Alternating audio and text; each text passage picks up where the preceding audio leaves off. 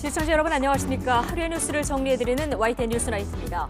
민주당보다 더 강한 정당을 만들겠다. 2심 유죄 판결 닷새 만에 조국 전 장관이 신당 창당을 선언했습니다. 일단 연대 선을 그은 민주당. 연대하자니 중도층이 이탈할까? 각자 가자니 표가 나눠질까? 속내로 들어가 보면 복잡해 보입니다. 여야의 공천 전쟁도 시작됐습니다. 면접이 시작된 여당에선 수도권 출마 지역을 두고 치열한 신경전이 벌어졌는데요. 재배치 결과가 주목되죠. 야당에선 이재명 대표가 직접 교통정리에 들어간 가운데 현역 하위 20% 내에 어떤 계파 인물이 많이 포함될지가 초미의 관심사입니다. 첫 지도부 회의를 연 개혁신당 총선 목표 의석을 최소 30석으로 잡았는데요. 일단 기호 3번으로 유리한 고지를 점할 수 있을지부터 지켜볼 대목이죠. 잠시 뒤 나이트 포커스에서 전국 현안 전망해 보겠습니다. 화요일 뉴스나이트 오늘의 헤드라인 보시고 본격 출발합니다.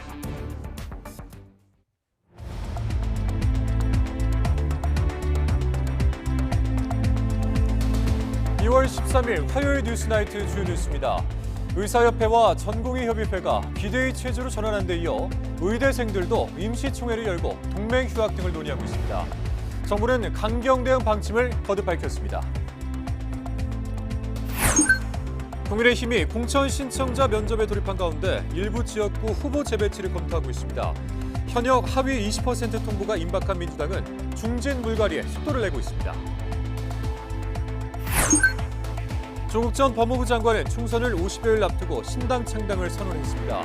민주당은 논란과 갈등만 양산할 거라며 선거연합 가능성에 선을 그었습니다. 대한축구협회가 아시안컵 이후 첫 임원회의를 열고 클리스만 감독 경질 여부 등 수습책을 논의했습니다. 클리스만 감독과 동반 터진론에 휩싸인 정몽규 협회장은 불참했습니다. 설 연휴가 끝나고 때이른 초봄 날씨가 찾아왔습니다. 당분간 기상고온 현상이 반복돼 겨울은 사실상 끝났다는 분석입니다. 연휴 지나자마자 여야 공천 작업에 속도를 내고 있습니다. 먼저 여당인 국민의힘이 오늘부터 닷새 동안 공천 면접 심사에 돌입한 가운데 한동훈 비대위원장은 이른바 곱셈 정치를 강조했습니다. 한마디로 이기는 공천을 하겠다는 건데 덩달아 지역구 재배치 논의도 힘을 받는 분위기입니다. 나혜인 기자입니다. 최대 승부처인 서울을 시작으로 막을 올린 집권 여당의 총선 공천 면접 심사 첫날, 한동훈 위원장은 뺄셈이 아닌 곱셈 정치를 통해 본선 승리를 이끌겠다고 목소리를 높였습니다. 이재명 대표가 이끈 민주당은 쓴소리 할 사람들을 다 하나씩 누구의 눈치도 보지 않고 잘라내는 정치를 하고 있죠. 그건 뺄셈 정치입니다. 그건 국민에게 도움되나요? 내부 정치나 개인의 이익을 고려하지 않고 이기는 공천만 하겠다는 겁니다. 특히 경쟁력 있는 강세 지역 출마자들을 격전지에 재배치하는 건 전략상 필요하다고 말했습니다. 낙동강 벨트에 헤쳐 모인 PK 지역 중진들에 이어 서울 등 수도권 예비 후보들의 지역구 조정 가능성을 시사한 겁니다. 공천 칼자루를 쥔 정영환 공관위원장도 같은 목소리를 냈습니다. 동일한 지역에 중요한 우리 인력들이 지원자들이 몰린 경우에는 좀 재배치 좀 해가지고 특히 서울 지역에 그런 부분이 좀 있을 것 같아요. 우선 교통정리 대상으로 꼽히는 지역은 전현직 의원 3명이 출사표를 던진 서울, 중, 성동, 을입니다. 면접장에선 당사자들은 일제히 후퇴는 없다고 입을 모았지만 저는 남은 정치 인생을 중성동을에 바치겠다고 했고 일단 제일 먼저 신청한 제가 조장할 이유는 전혀 없습니다. 유권자분들을 만나면서 뛰고 있는데 그 본분에 이 순간 이후로도 충실을 해야 된다. 물밑에선 당이 요청하면 무턱대고 거부하긴 어렵지 않겠느냐는 기류가 감지됩니다. 서울 강남을 공천을 신청한 박진 의원과 이원모 전 대통령실 인사비서관의 다른 지역 배치 역시 꾸준히 거론되고 있습니다. 기득권을 내려놓고 우리 당의 이번 총선에서 서울 수복을 위해서 헌신할 각오가 돼 있다. 당의 뜻에 전적으로 따르겠다라고 말씀드렸었고요. 그 입장 변함이 없습니다. 국민의힘 공천 면접은 이번 주 토요일인 오는 17일까지 지역별로 계속됩니다. 당장 내일부턴 경선을 치르지 않는 단수 추천 후보들이 차례로 발표될 예정인데 여당이 강조한 이기는 공천에 부합하는 결과를 내놓을지 주목됩니다. YTN 나인입니다. 더불어민주당은 이재명 대표가 일부 총선 예비 후보들에게 사실상 불출마를 권고하는 등 인적 쇄신 행보에 직접 나선 것으로 확인됐습니다. 당 일각에선 비명계 찍어내기 아니냐는 우려가 나오는데요. 임종석 전 대통령 비서실장의 거취 문제가 내홍의 도화선이 될 가능성이 큽니다. 김대겸 기자입니다. 다음 주 후보 간 경선 돌입을 앞두고 현역평가 하위 20% 의원들에게 개별 통보를 예고한 민주당. 이재명 대표가 그 신호탄을 쏘아 올렸습니다. 최근 후보 적합도 조사에서 저조한 성적을 낸 문학진 전 의원 등 일부 전현직 의원들에게 직접 연락해 사실상 불출마를 당부한 겁니다. 당 핵심 관계자는 일부 선배 중진급 후보들에게 후배들을 위한 길을 터달라는 취지였다고 배경을 설명했습니다. 이 대표에겐 이른바 올드보이 청산 의지도 있다고 강조했습니다. 여당과 인적 쇄신 경쟁에서 밀리지 않겠다는 의도로 보이는데 당내에선 비명계 속가내기가 본격화됐다는 우려가 제기됐습니다. 공정한 관리가 가장 중요하죠. 또 그러면서도 한편으로 국민들의 눈높이에 맞는 혁신도 해야 되는데 혁신을 하려다 하면 혹시 소위 비명 찍어내기 아니냐 이런 오해를 살 수도 있지 않습니까? 특히 당대표가 직접 쇄신 행보에 나서면서 현역 하위 20% 명단에 관심이 더 쏠리고 있습니다. 컷오프 가능성이 큰 경선 감점 대상에 친문 등 비명계가 대거 포함될 경우 가뜩이나 위험 수위를 넘나드는 내분이 폭발할 수 있기 때문입니다. 당내에선 친문 핵심 임종석 전 대통령 비서실장의 공천 여부를 1차 분수령으로 꼽고 있습니다. 설 연휴 기간 이 대표가 거듭 통합을 강조하긴 했지만 전략공천 지역인 서울 중성동갑에 출사표를 낸 임 전 실장의 거취 논란은 잦아들지 않고 있습니다. 윤석열 대통령에 대한 심판으로 민주당이 그야말로 이제 기조를 가고 있는 건데 거기에 임종석 전 실장이 맞느냐에 대한 부분을 공천관리위원회도 그렇고 지도부도 고민하고 있다. 여기까지만 말씀드리겠습니다. 친명 친문 나누지 않는다. 그럼 이제 결과적으로 그 사람을 공천을 하느냐 마느냐가 남아 있는 건데 그건 아까 말씀드린 것처럼 그 지역에서의 경쟁력이 누가 가장 있느냐를 봐야 판단이 가능한 것이죠. 제3지대 신당이 공천 탈락자 영입 경쟁에 힘을 쏟고 있는 상황에서 이재명 대표가 인적 쇄신과 단합 유지라는 양립하기 힘든 과제를 어떻게 풀어낼지 주목됩니다. YTN 김대겸입니다. 조국 전 법무부 장관이 총선을 50여일 앞두고 신당 창당을 선언했습니다. 윤석열 정권 심판에 앞장서겠다는 건데 범야권 비례연합정당을 추진하는 더불어민주당은 연대 대상이 아니라면서 바로 선을 그었습니다. 김경수 기자입니다. 자녀 입시 비리 혐의 등으로 최근 2심에서도 유죄를 선고받은 조국 전 법무부 장관이 고향인 부산에서 신당 창당을 공식화했습니다. 검찰 독재 정권을 종식시키기 위해 맨 앞에서 싸우겠다며 여권을 정조준했습니다. 한동훈 검사는 검사 시절부터 김건희 씨와 수백 번의 카톡을 한 것으로 알고 있습니다. 디올백 수령 사건에 대해서 왜 입장을 제대로 표시하지 않은 것입니까? 구체적 언급은 없었지만 지역구 출마나 다른 정당과의 연대 가능성도 열어뒀습니다. 제3지대가 뭉친 개혁신당과는 힘을 합칠 일이 절대 없을 거라고 공언한 만큼 제가 이준석 신당과 합친다는 얘기는 천지개벽이 있다도 있을 일이 아니기 때문에 신경 안 써도 될 것 같습니다. 범야권 선거연합을 추진하는 민주당과 손잡을 수 있다는 관측이 나왔습니다. 하지만 당사자인 민주당은 바로 선을 그었습니다. 실무추진단장인 박홍근 의원은 조국 신당은 연합 대상으로 고려하기 어렵다고 못 박았습니다. 오히려 불필요한 논란과 갈등만 만들 거라며 조 전 장관의 자중을 촉구했습니다. 문재인 정부를 흔들었던 이른바 조국 사태 장본인의 등판으로 자칫 윤석열 정권 심판론이 희석되고 중도층이 이탈할까 우려하는 겁니다. 이렇게 정치 전면에 나서는 게 우리 민주진보 진영의 총선 승리에 기여할까에 대한 의문이 있어서 좀 아쉽습니다. 국민의힘은 유죄 판결에도 반성하지 않는다며 조 전 장관을 맹비난했습니다. 준연동형 비례대표제 유지가 이런 판을 깔아준 거라며 민주당까지 싸잡아 겨냥했습니다. 절대로 국회의원이 될 수 없는 조국 씨 같은 사람이 국회의원이 될 수 있는 마법 같은 제도예요. 이 마법을 누가 부린 겁니까? 이재명 대표와 민주당이 부린 겁니다. 민주당의 거리두기로 조국 전 장관의 총선 행보는 출발부터 제동이 걸린 모습입니다. 이런 상황에서 조 전 장관이 정치적 운신의 폭을 얼마나 넓힐 수 있을지는 결국 여론에 달렸다는 분석이 많습니다. YTN 김경수입니다. 개혁신당 이낙연 공동대표는 이번 총선의 최소 목표 의석으로 전체의 10분의 1인 30석을 제시했습니다. 이 공동대표는 오늘 SBS 라디오 인터뷰에서 이같이 밝히며 그래야 양당의 횡포를 막을 수 있을 거라고 강조했습니다. 특히 양당 어느 쪽도 제3대안 세력의 동의를 얻지 않고는 어떤 법안도 통과시키지 못하게 하는 게 1차 목표라고 말했습니다. 개혁신당 이준석 공동대표는 당 일각에서 공천관리위원장으로 김종인 전 국민의힘 비상대책위원장이 거론된 것과 관련해서 자신이 말한 기준에 부합한다고 말했습니다. 이 공동대표는 오늘 국회에서 열린 첫 개혁신당 최고위 회의 뒤 기자들과 만나 관련 질문을 받고 김 전 위원장 성함이 언급된 적은 없다면서도 이같이 말했습니다.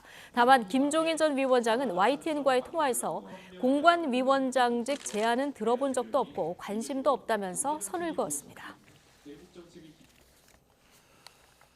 의대 증원에 반발하고 있는 전공의단체가 즉각적인 단체 행동에 돌입하기보다는 일단은 숨 고르기에 들어간 모습입니다. 하지만 일각에선 사직서를 내고 진료 현장을 떠나는 방식으로 반발할 움직임도 있어서 진료 대란에 대한 우려는 여전한 상황입니다. 김혜은 기자입니다. 대한전공의협의회는 밤샘 토론을 통해 비상대책위원회 체제로 전환하기로 뜻을 모았습니다. 하지만 단체 행동에 대해서는 어떠한 공식 입장도 내지 않았습니다. 당장은 대학병원 진료 차질을 피하게 됐지만 불씨는 여전한 상황입니다. 정부의 강경 대응 감시망을 피해 근로시간을 줄이거나 차례로 휴가를 내 진료실을 떠나는 방안 등이 거론됩니다. 또 병원과 수련 재계약을 하지 않는 방식으로 진료 현장을 떠나는 방안도 점쳐집니다. 2월 말이면 해마다 10% 정도 병원을 옮기는 응급의학과의 경우 이 같은 움직임이 가시화하는 것으로 전해졌습니다. 그러니까 이쪽 병원에서는 그만두고 다음 병원에 가지 않겠다라고 하는 사람들이 상당히 많은 숫자가 존재하고 있습니다. 정부가 무서워해야 하는 게 지금 의사들 파업이 아닙니다. 의사들의 포기예요. 정부는 전공의들이 집단 사직서를 제출하려는 움직임이 보이자 병원에 사직서 수리 금지 명령을 내렸습니다. 하지만 의사들이 각자 계약을 포기하는 방식으로 반발할 경우 사실상 손쓸 방법은 없습니다. 그분들이 자기의 진로를 그렇게 통으로 다 바꿔가면서까지 그렇게 극한 투쟁을 하지 않으시도록 저희가 대화와 설득의 노력을 다하도록 하겠습니다. 대한의사협회는 이번 주 전국적으로 권리대회를 통해 투쟁력을 모은다는 방침을 세우고 있습니다. 의료계 내에서는 이달 말 본격적으로 투쟁하자는 목소리도 있어서 진료 대란에 대한 우려는 갈수록 커지고 있습니다. YTN 김혜은입니다. 전공의협의회에 이어 이번에는 전국의 의과대학 학생 대표자들이 회의를 열고 정부의 의대 증원 정책에 대한 대응 방안을 논의합니다. 대한의과대학 의학전문대학원 학생협회는 오늘 저녁 임시총회를 열고 전국 의대 대표자들의 의견을 공유하고 대응책을 논의한다고 밝혔습니다. 일각에서는 의대생들이 이달 진행되는 대학 등록을 거부하는 동맹 휴학 방안을 논의할 것이라는 전망이 나오고 있습니다. 한덕수 국무총리는 의대 증원은 의료개혁의 출발점이자 필수과제라면서 좌고우면하지 않고 추진하겠다고 밝혔습니다. 한 총리는 우리나라 의대 입학 증원은 지난 1998년 증원 이후 27년간 단 한 명도 늘지 않았고 이 상태를 방치할 경우 2035년이 되면 15,000명이 부족할 것으로 예상된다면서 이같이 말했습니다. 그러면서 그 과정에서 국민의 건강과 생명을 위협하는 불법 행위가 있다면 엄정히 대응하겠다고 재차 강조했습니다.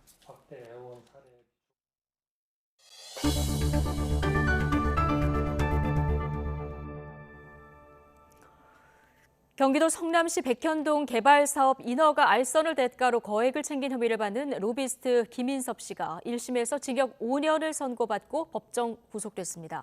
이번 판결은 백현동 비리 의혹에 관한 첫 법원 판단으로 앞으로 민주당 이재명 대표 재판에도 영향을 줄 수 있다는 관측이 나옵니다. 김다현 기자입니다. 성남시장 시절 민주당 이재명 대표의 측근이었던 김인섭 전 한국하우징기술 대표가 법원에 출석했습니다. 지난해 5월 구속 기소됐다 5달 만에 풀려난 김 씨는 1심 선고를 앞두고 입을 굳게 닫았습니다. 오늘 선고 앞두고 계신데 한 말씀만 부탁드리겠습니다. 김 씨는 백현동 사업 인허가 알선을 대가로 민간업자 정바울 아시아디벨로퍼 회장에게 77억 원과 함께 공사 현장 식당 사업권을 받은 혐의를 받습니다. 9개월의 심리 끝에 1심 법원은 검찰의 공소 사실 대부분이 인정된다며 김 씨에게 징역 5년을 선고하고 추징금 63억여 원을 명령했습니다. 또 도주 우려가 있다며 보석 결정을 취소하고 다시 법정에서 구속했습니다. 재판부는 김 씨가 이재명 대표와 정진상 전 정무조정실장의 두터운 신뢰를 얻었고 성남시 공무원들도 이들의 특수관계를 잘 알고 있었다고 명시했습니다. 또 백현동 사업에서 김 씨의 역할은 사실상 정 전 실장에게 청탁하는 것뿐이었다며 김 씨가 친분을 이용해 알선 행위를 하고 거액을 챙겨 공무원 직무의 신뢰를 훼손했다고 질타했습니다. 특히 백현동 부지 용도 변경과 성남 도시개발공사의 사업 배제 과정에서 정바울 회장 요청에 따라 김 씨가 정진상 전 실장에게 편의를 봐달라고 청탁하고 정 전 실장이 이를 성남시 공무원에게 전달했다는 점을 분명히 했습니다. 재판부는 다만 이 대표와 정 전 실장, 김 씨의 친분 관계를 토대로 청탁이 실현된 것인지는 직접 판단하지 않았습니다. 이번 선고는 백현동 의혹에 관한 첫 법원 판결로 검찰이 주장해온 사실관계가 상당 부분 인정돼 향후 정 전 실장은 물론 이 대표 재판에도 적잖은 영향을 줄 수 있다는 관측이 나옵니다. 선고 직후 김 전 대표 측은 판결문을 검토해 항소 여부를 결정하겠다고 밝혔습니다. YTN 김다현입니다. 유진그룹의 YTN 인수를 승인한 방송통신위원회의 처분에 반발해서 YTN 노조가 법적 대응에 나섰습니다. 방통위원 대부분이 빠진 2인 체제에서 이뤄진 대주주 변경 승인은 위법이라고 주장했는데 방통위는 현행법상 아무런 문제가 없다고 반박했습니다. 홍민기 기자가 취재했습니다. 유진그룹의 YTN 인수에 반대해온 YTN 노동조합이 법적 대응을 시작했습니다. 방송통신위원회가 유진그룹의 특수목적법인 유진ENT를 YTN 최대주주로 변경하는 안건을 승인한 지 엿새 만입니다. 전국 언론노조와 YTN 노조는 방통위를 상대로 승인 처분을 취소해달라는 본안소송을 내고 처분의 효력을 우선 정지해달라는 집행정지 신청도 함께 제기했습니다. 노조는 방통위가 사실상 파행 상태에서 내린 승인 결정은 절차적 하자가 명백해 위법하다고 주장했습니다. 방송사업자 승인 관련 사안은 방통위법에 따라 위원 절반 이상의 찬성이 있어야 하는데 김홍일 방통위원장과 이상인 부위원장만 참석한 2인 체제에서 일방적으로 승인이 이뤄진 건 정치적 다양성 반영이란 입법 취지를 정면으로 거스른 결정이란 겁니다. 앞서 방통위가 2인 체제에서 MBC 대주주인 방송문화진흥의 이사를 지명한 것도 방통위법 입법 목적을 저해할 우려가 있다고 지적한 2심 법원 판단도 주요 근거로 들었습니다. 노조 측은 유진ENT가 한 차례 승인이 보류된 뒤 추가로 낸 개선 계획은 심사 자체가 제대로 이뤄지지 않았다고 강조했습니다. 지난달 제출된 자료는 400여 장에 달하는데 방통위가 검토하고 기존 심사위원 등에게 자문만 얻었을 뿐이고 전문가들이 이를 검토한 시간도 일주일에 불과해 충분한 논의가 이뤄졌는지 의심된다는 겁니다. 2인 방통위 체제의 YTN 매각 결정은 절차적으로 그리고 내용적으로 어떠한 정당성도 부여할 수 없는 불법과 하자의 결과라는 점을 다시 한번 밝히고 반면 방통위는 위원 2인 이상의 요구 혹은 위원장 단독으로 회의를 소집할 수 있어 2인 체제도 현행법상 문제가 없다는 입장입니다. 또 추가 제출된 자료에 대해서도 충분한 논의와 절차를 거쳤다며 검토 기간이 일주일에 불과하다는 주장은 사실이 아니라고 반박했습니다. 양측의 법정 다툼은 우선 판결 전까지 방통위 승인 처분의 효력을 멈추는 집행정지에 집중될 전망입니다. 이번 주 안에 유진그룹의 YTN 인수 절차가 마무리될 것으로 보이는 만큼 이 사이에 본안 소송 결과가 나오기는 어렵기 때문입니다. 사건을 접수한 법원도 이르면 이번 주부터 신문기일을 정해 방통위 승인 처분의 효력 정지 여부를 결정할 계획입니다. YTN 홍민기입니다. 코스피 상장사 동양이 계열사 유진이엔티의 주식 1,577만여 주를 1,578억 원에 추가 취득했다고 오늘 공시했습니다. 이로써 동양의 유진이엔티 지분율은 49%에 이르게 됐습니다. 동양은 주식 취득 목적에 대해서 유진이엔티의 YTN 인수자금 조달이라고 설명했습니다. 유진기업 역시 같은 목적으로 종속회사 유진이엔티의 주식 1,642만여 주를 1,642억 원가량에 추가 취득했습니다. 이로써 유진기업의 유진이엔티 지분율은 51%가 됐습니다. 정부가 전체 대학생의 80%까지 국가 장학금을 지원하는 방안을 검토합니다. 사실상 모든 대학생에게 장학금을 줘서 등록금 부담을 낮추고 주거비도 지원하겠다는 방침입니다. 김연아 기자입니다. 지난달 대통령실과 정부 그리고 여당이 대학생 학비 부담을 줄일 방안을 찾겠다고 한 것과 관련해 정부가 소득 수준에 따른 대학생 국가장학금 지원 대상을 대폭 확대할 방침을 세웠습니다. 대학생들의 파격적인 학비 경감 방안을 당정이 지금 실효성 있게 논의 중이라는 말씀을 확인을 드립니다. 정부 여당, 집권 여당인 우리의 정책은 곧 실천이고 대통령실 고위 관계자도 국가장학금 지원 대상을 중산층을 비롯해 소득 수준 80% 정도까지 확대하는 방안을 유력하게 검토하고 있다며 이르면 이달 말 발표할 거라고 밝혔습니다. 현재는 소득 8분위까지 장학금을 지원하는데 집과 차, 예금의 소득 인정액과 모든 가구원의 소득까지 모두 합친 기준이 월 1,100만 원 정도입니다. 그런데 계산해보면 월 소득 500만 원으로 집 보증금이 5억에 차 한 대, 예금 5천만 원이 있는 경우 소득 인정액이 1,200만 원을 넘어서 대부분의 중산층, 특히 맞벌이 가정은 장학금을 받을 수 없었습니다. 실제로 정부가 소득 상위 20%를 제외한 80%의 대학생이 장학금을 받게 할 경우 중산층이 체감하는 학비 부담은 크게 떨어질 전망입니다.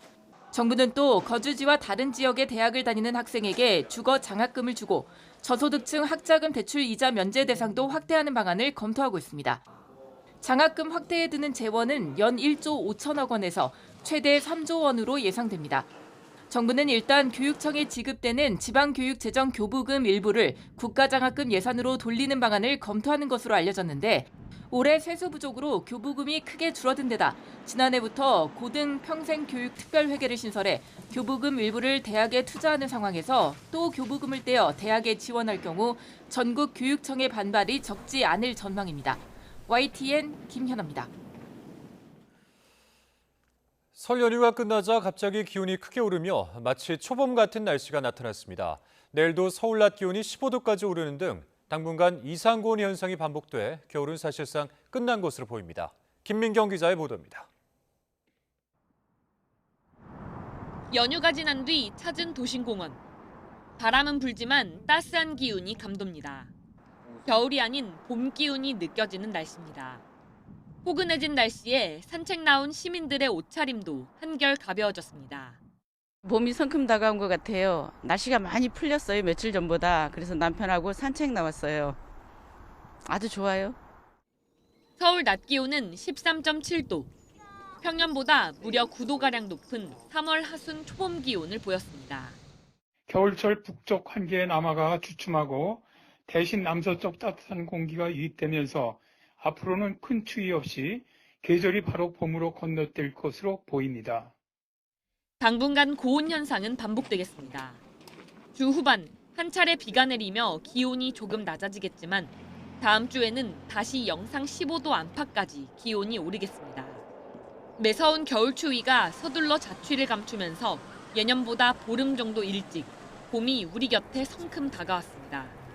YTN 김민경입니다.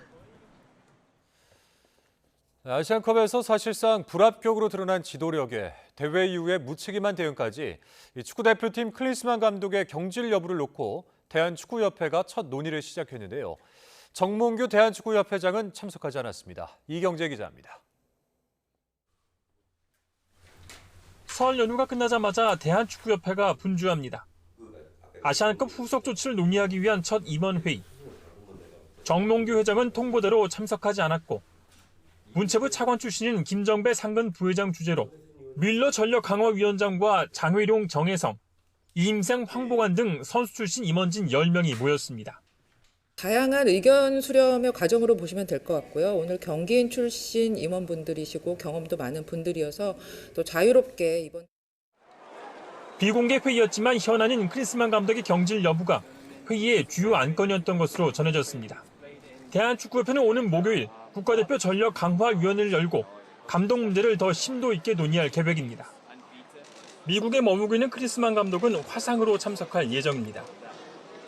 결국 최종 결정은 정몽규 회장의 판단에 달려있는데 코치진을 포함해 70억 원이 훌쩍 넘는 것으로 알려진 위약금 규모, 그리고 내년 1월 협회장 4선 도전에 대한 유불리가 정 회장의 판단 근거가 될 것으로 보입니다.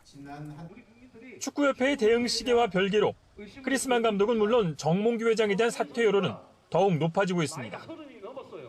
본인의 개인적인 무능을 덮으려면 감독 선임이나 제대로 하든지, 클린스만 감독은 미국 국가대표팀을 완전히 말아먹은 분입니다. 축구회관 앞에서는 감독과 회장의 동반 퇴진을 요구하는 집회가 시작됐고, 한 시민단체는 정몽규 회장이 감독을 일방적으로 임명했다며 강요와 업무방해, 업무상 배임 등의 혐의로 서울경찰청에 고발했습니다. YTN 이경재입니다. 이스라엘 팔레스타인 전쟁이 최악으로 치닫고 있는 가운데 국제사회가 휴전을 이끌어내기 위한 협상에 곧 돌입합니다. 양측의 입장차가 크고 또 최근에 피난민 밀집 지역 공습으로 사상자가 많이 나온 상황인 만큼 난항이 예상되고 있습니다. 서봉욱 기자입니다. 미국과 이집트, 카타르가 중재국으로 참여하는 휴전 협상이 현지 시간 13일 이집트 카이로에서 재개될 예정입니다. 외신들은 미국 중앙정보국 CIA 국장과 이스라엘 정보기관 모사드 국장, 카타르 총리, 이집트 당국자가 참석한다고 전했습니다. 인질석방과 일시 휴전 협상안 논의가 골자입니다. 앞서 하마스는 4개국이 제시한 협상안에 대해 135일간의 장기 휴전과 팔레스타인 죄수 대규모 석방의 조건을 역제안한 상황. 이스라엘은 말도 안 된다며 일축했고 오히려 피난민 140만 명이 몰린 가자 최남단 라파를 공습하며 하마스를 압박해 협상 자체가 무너질 위기지만 미국은 끈을 놓지 않고 있습니다. There were a number of really untenable items in the proposal that came back from Hamas, but we do believe that a deal is possible and we are going to continue to pursue it. 이스라엘이 미국의 만류에도 라파를 공격하면서 패싱 논란까지 벌어졌지만 바이든 대통령도 현재 6주간 휴전하는 안이 진행 중이라는 사실을 공식 확인했습니다. Which would bring immediate and sustained period of calm to Gaza for at least 6 weeks, which we could then take the time to build something more enduring. 반면 17차례 공습으로 라파에서 100여 명 희생자를 낸 이스라엘은 오히려 공세를 강화하며 지상전을 펼칠 계획이어서 휴전까지는 난항이 예상됩니다. 민간인 보호 대책이 없다는 국제사회 지적에 가자 남서부 해안에 2만 5천 개 규모의 텐트촌을 조성하겠다고 밝혔지만 사실상 침공 본격화나 마찬가지이기 때문입니다. 양쪽의 마찰이 격화되는 중에도 미국 등의 주도로 이어질 이스라엘 하마스의 인질 휴전 협상이 가시적인 성과를 낳을지 시선이 모아집니다. YTN 서봉국입니다.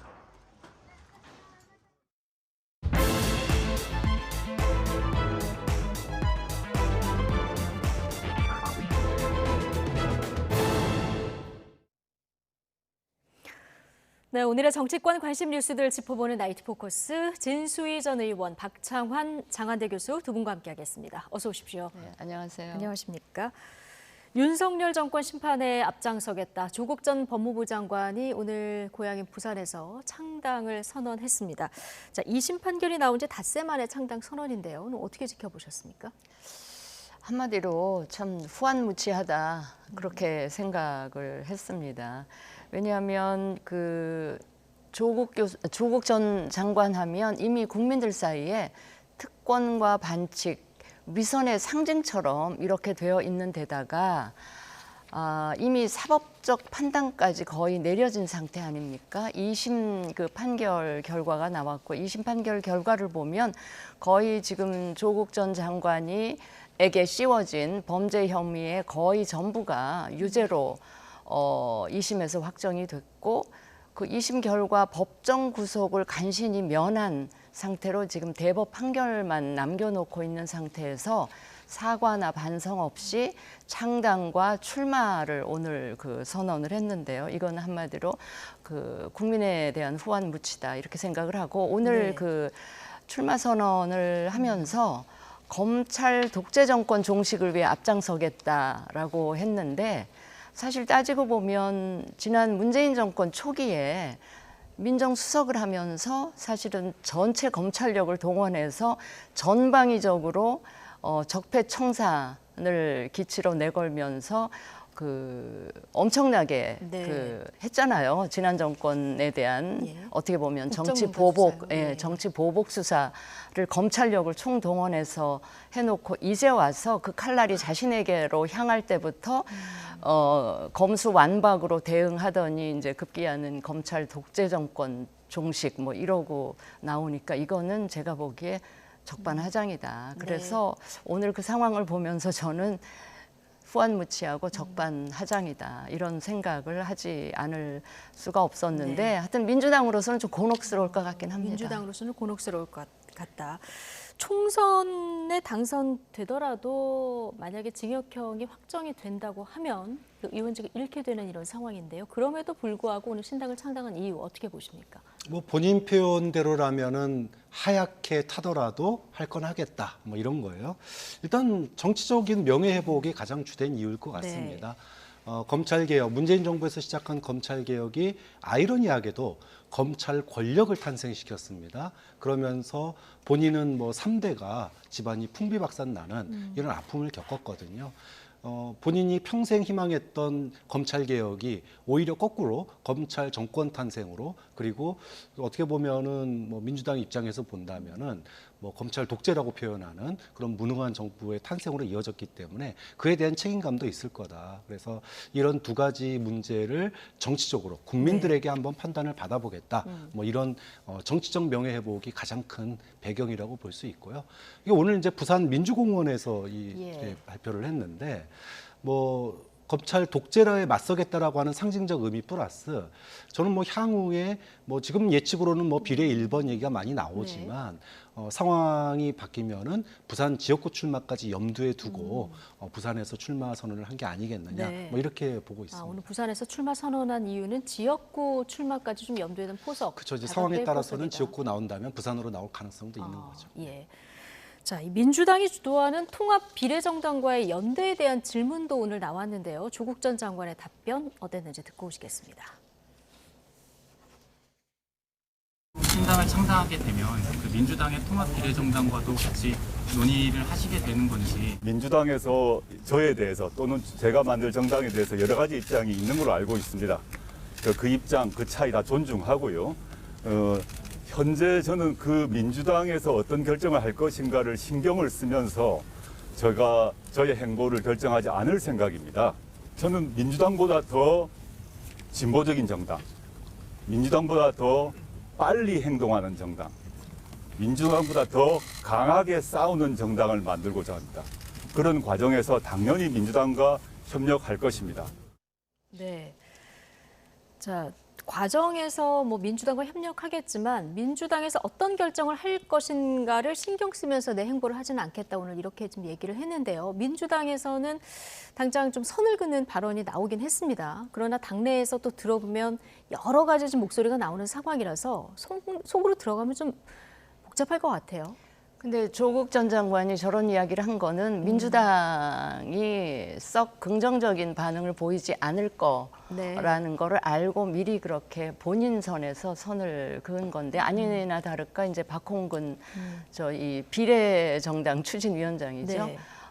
박홍근 위원장 선에서 선을 확실하게 그었더라고요. 물론 내부에서 정청래 의원 같은 경우는 이제 다른 이야기도 하긴 하는데 큰 바다에서 함께 만날 것이다. 뭐 이런 얘기도. 근데 민주당 했는데요. 다수 의원들의 생각은 아마도 조국의 강을 건넜는가 싶었는데 다시 그 조국의 강에서 허우적거리고 싶지는 않아 하는 분위기가 그 감지가 되고요. 그리고 특히 총선 앞두고는 선거의 승패를 승패의 키를 갖고 있는 거는 중도층이잖아요. 네. 중도층에서 별로 그 긍정적인 반응이 나오지 않을 거를 많이 우려를 하는 것 같습니다. 지지층이 좀 분산된다 이런 우려도 있지만 네. 더하기 빼기를 해봤을 때는 중도층 이탈이 더 큰. 왜냐하면 그때 조국 사태 터졌을 그렇습니까? 때 예. 바로 그 반칙과 특권 이런 부분들이 그 중도층의 아주 정서를 굉장히 안 좋은 쪽으로 많이 건드렸었기 때문에 아마도 조국 전 장관이 본격적으로 정치를 한다라고 하면 중도층은 썩 그렇게 좋게 보지 않을 거고요. 굉장히 부정적인 반응을 보일 거고 그거를 민주당이 그런 조국 전 장관에 대한 부정적인 중도층의 반응이 민주당에까지 불똥이 튀지 않을까 그걸 아마 염려하고 있는 것 같습니다. 네. 자, 비례대표나 지역구 출마 방식에 대해서 오늘 좀 말을 아꼈는데 앞서 이제 박청환 교수께서는 오늘 부산에서 창당 선언한 것이 지역구 출마까지 염두에 둔 포석일 수도 있다라고 해석해 주셨는데 비례로 갈 가능성과 지역구에 나올 가능성 어떤 것이 더 크다고 보십니까? 이번 출마 선언이 단순하게 개인적인 어떤 그 원망 또는 뭐라 그럴까요? 좀 그 명예회복 이런 것 때문에 출마 선언했다고 저는 믿고 싶지는 않아요. 순수하게 개인적인 거였다라면은 저는 뭐 민주공원 앞에서 그렇게 퍼포먼스 하는 게 올바르지 않다고 생각하고요.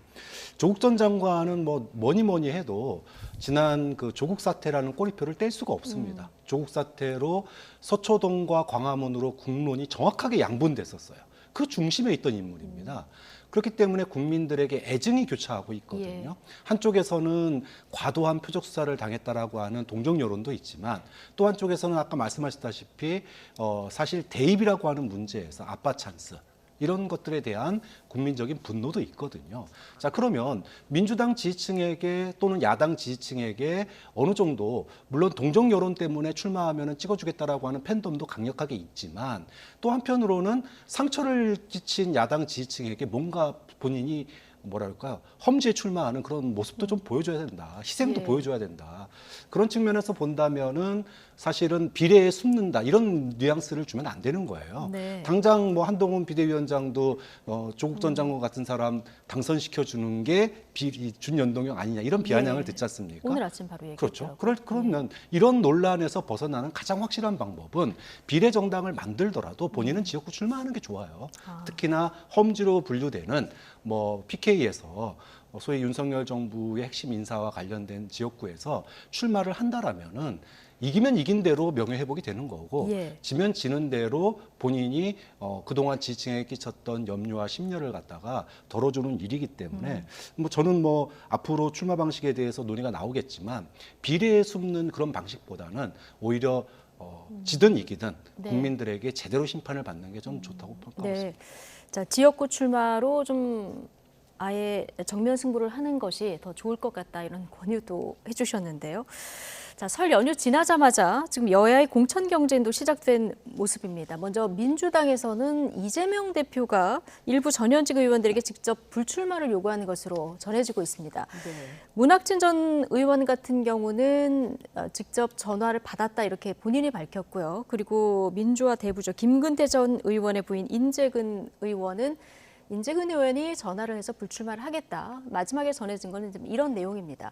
근데 이재명 대표가 이렇게 직접 교통정리에 직접 나선 이유는 어떻게 보십니까?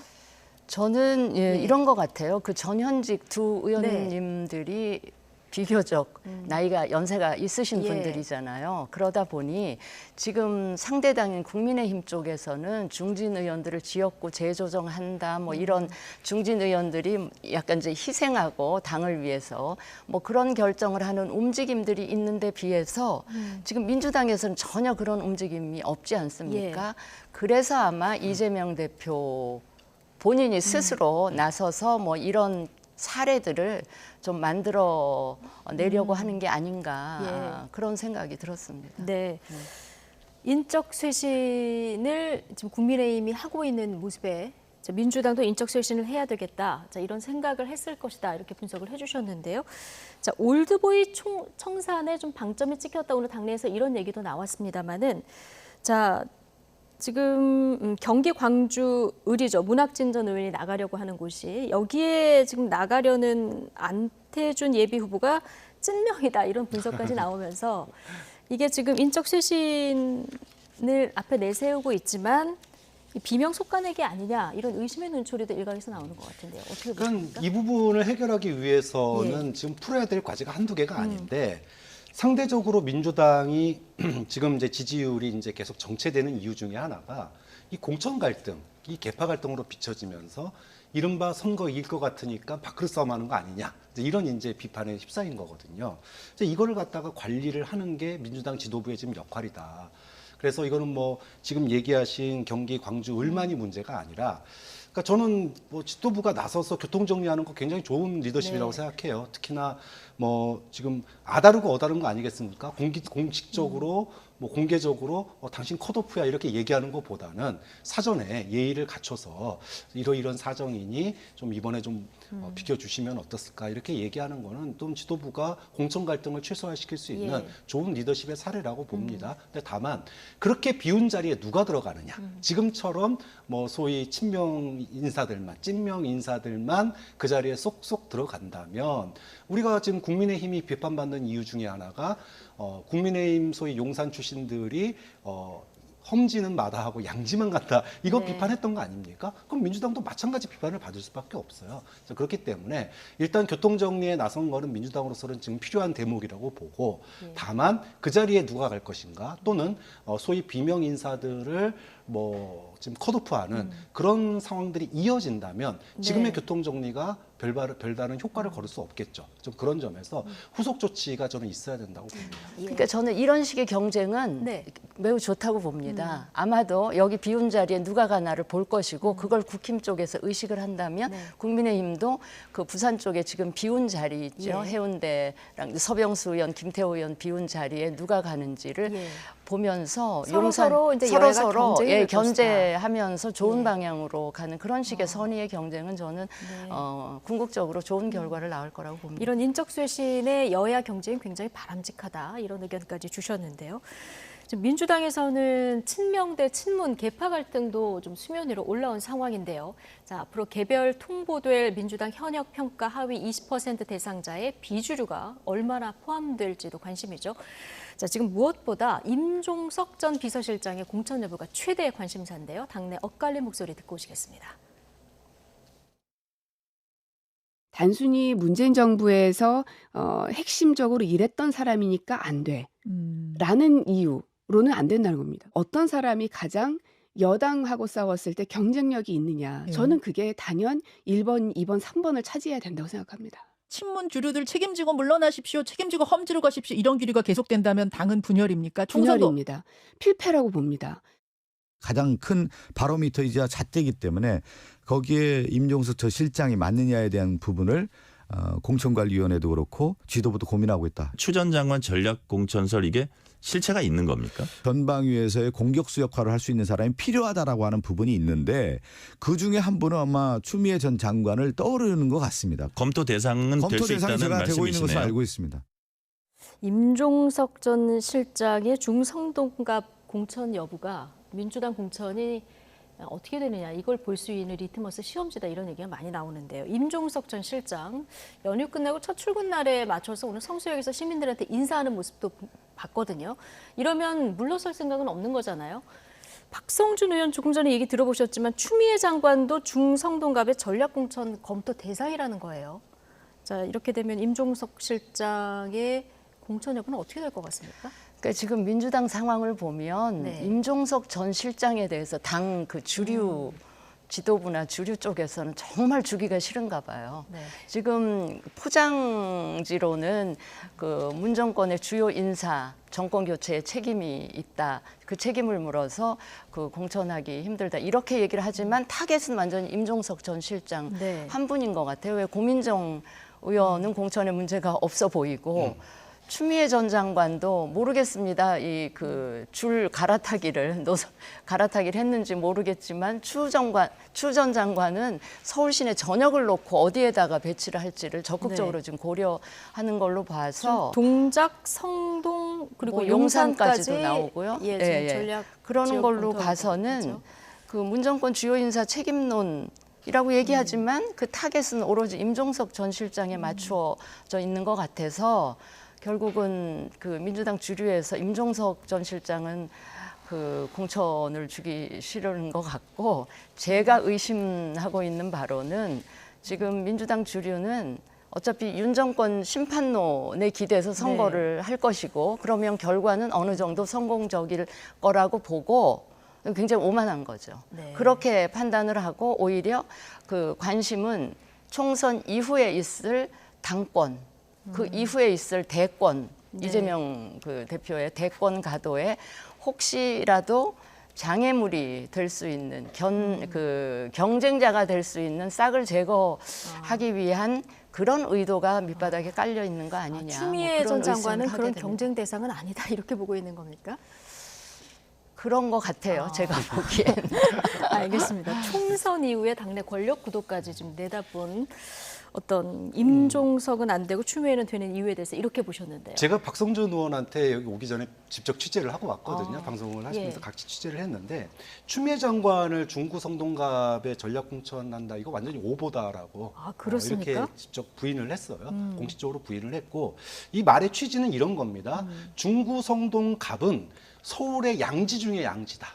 그런데 이런 양지에 전 정권 비서실장을 지낸 이런 중량감 있는 인사가 그런 양지로 가는 거는 좀 부적절하지 않느냐라는 얘기고, 예. 그다음에 추미애 전 장관에 대해서도 좀 검찰 권력과 그 각을 세우는 지금 네. 총선 구도인데 검찰 권력과 가장 그 소위 싸움을 앞장서서 하신 분이 추미애 전 장관 아니냐, 이런 공격수를 갖다가 소위 좀 싸움이 되는 곳에 네. 전략 공천하는 거는 뭐 지금 지도부 입장에서 충분히 고려할 수 있는 대상 아니겠느냐, 이 얘기가 두 개가 맞물리면서 이런 오보가 나왔다. 그러면 네. 추미애 전 장관의 전략 검토는 검토를 하고 있지만 이게 중성동갑만 이렇게 대상자로 전략 검토 전략적으로 검토하고 있다. 이건 아니다. 그렇죠. 이건 오보다. 근데 이제 네. 이게 두 가지 문제점이 있어요. 네. 이 논리에 대해서 저는 이제 그 추미애 전 장관이 공격수라고 하는 건 맞는데 예. 공격수는 골을 넣어야 공격수인 거예요.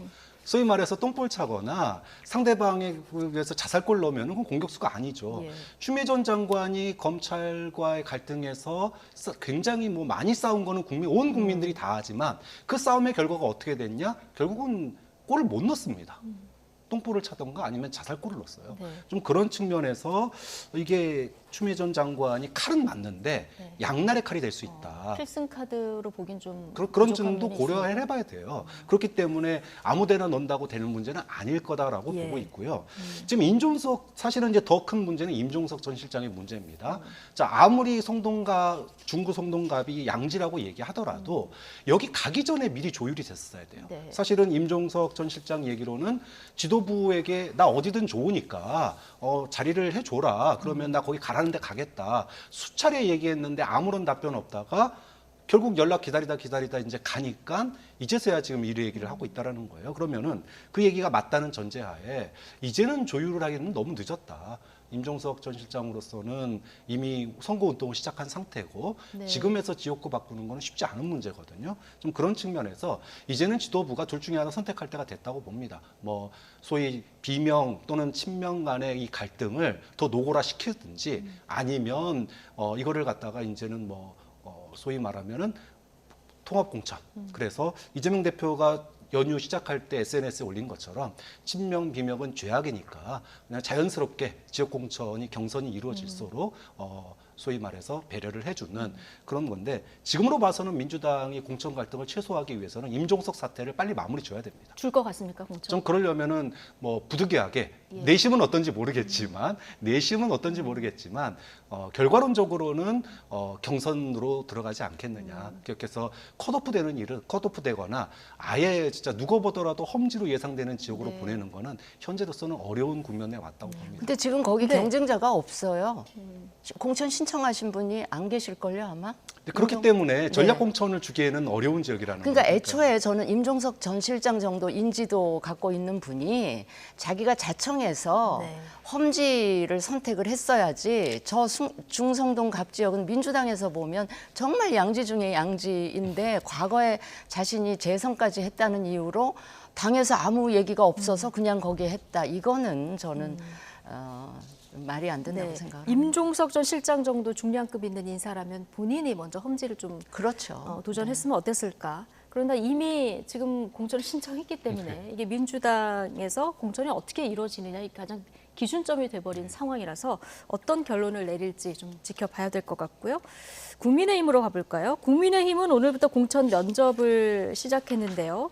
지금 낙동강 벨트 탈환을 위해서 지금 중진들 좀 재배치가 이루어지지 않았습니까? 네. 그런데 오늘 정영환 공관위원장 얘기를 들어보면 수도권도 재배치 작업이 좀 이루어질 것 같은 이런 분위기입니다. 자, 2명의 전현직 중진과 전직 장관까지 나선 서울 중성동을 자 여기가 시작점인데요. 정작 오늘 면접을 치른 후보들은 조정 의사가 없어 보입니다. 직접 듣고 오시겠습니다. 지역구 조정 생각이 있느냐 해서 저는 남은 정치 인생을 중성동을에 바치겠다고 했고 절대 다른 곳에 갈 수 없다고 딱 잘라 답변을 했습니다. 저도 지역구 조정 의사는 전혀 없습니다.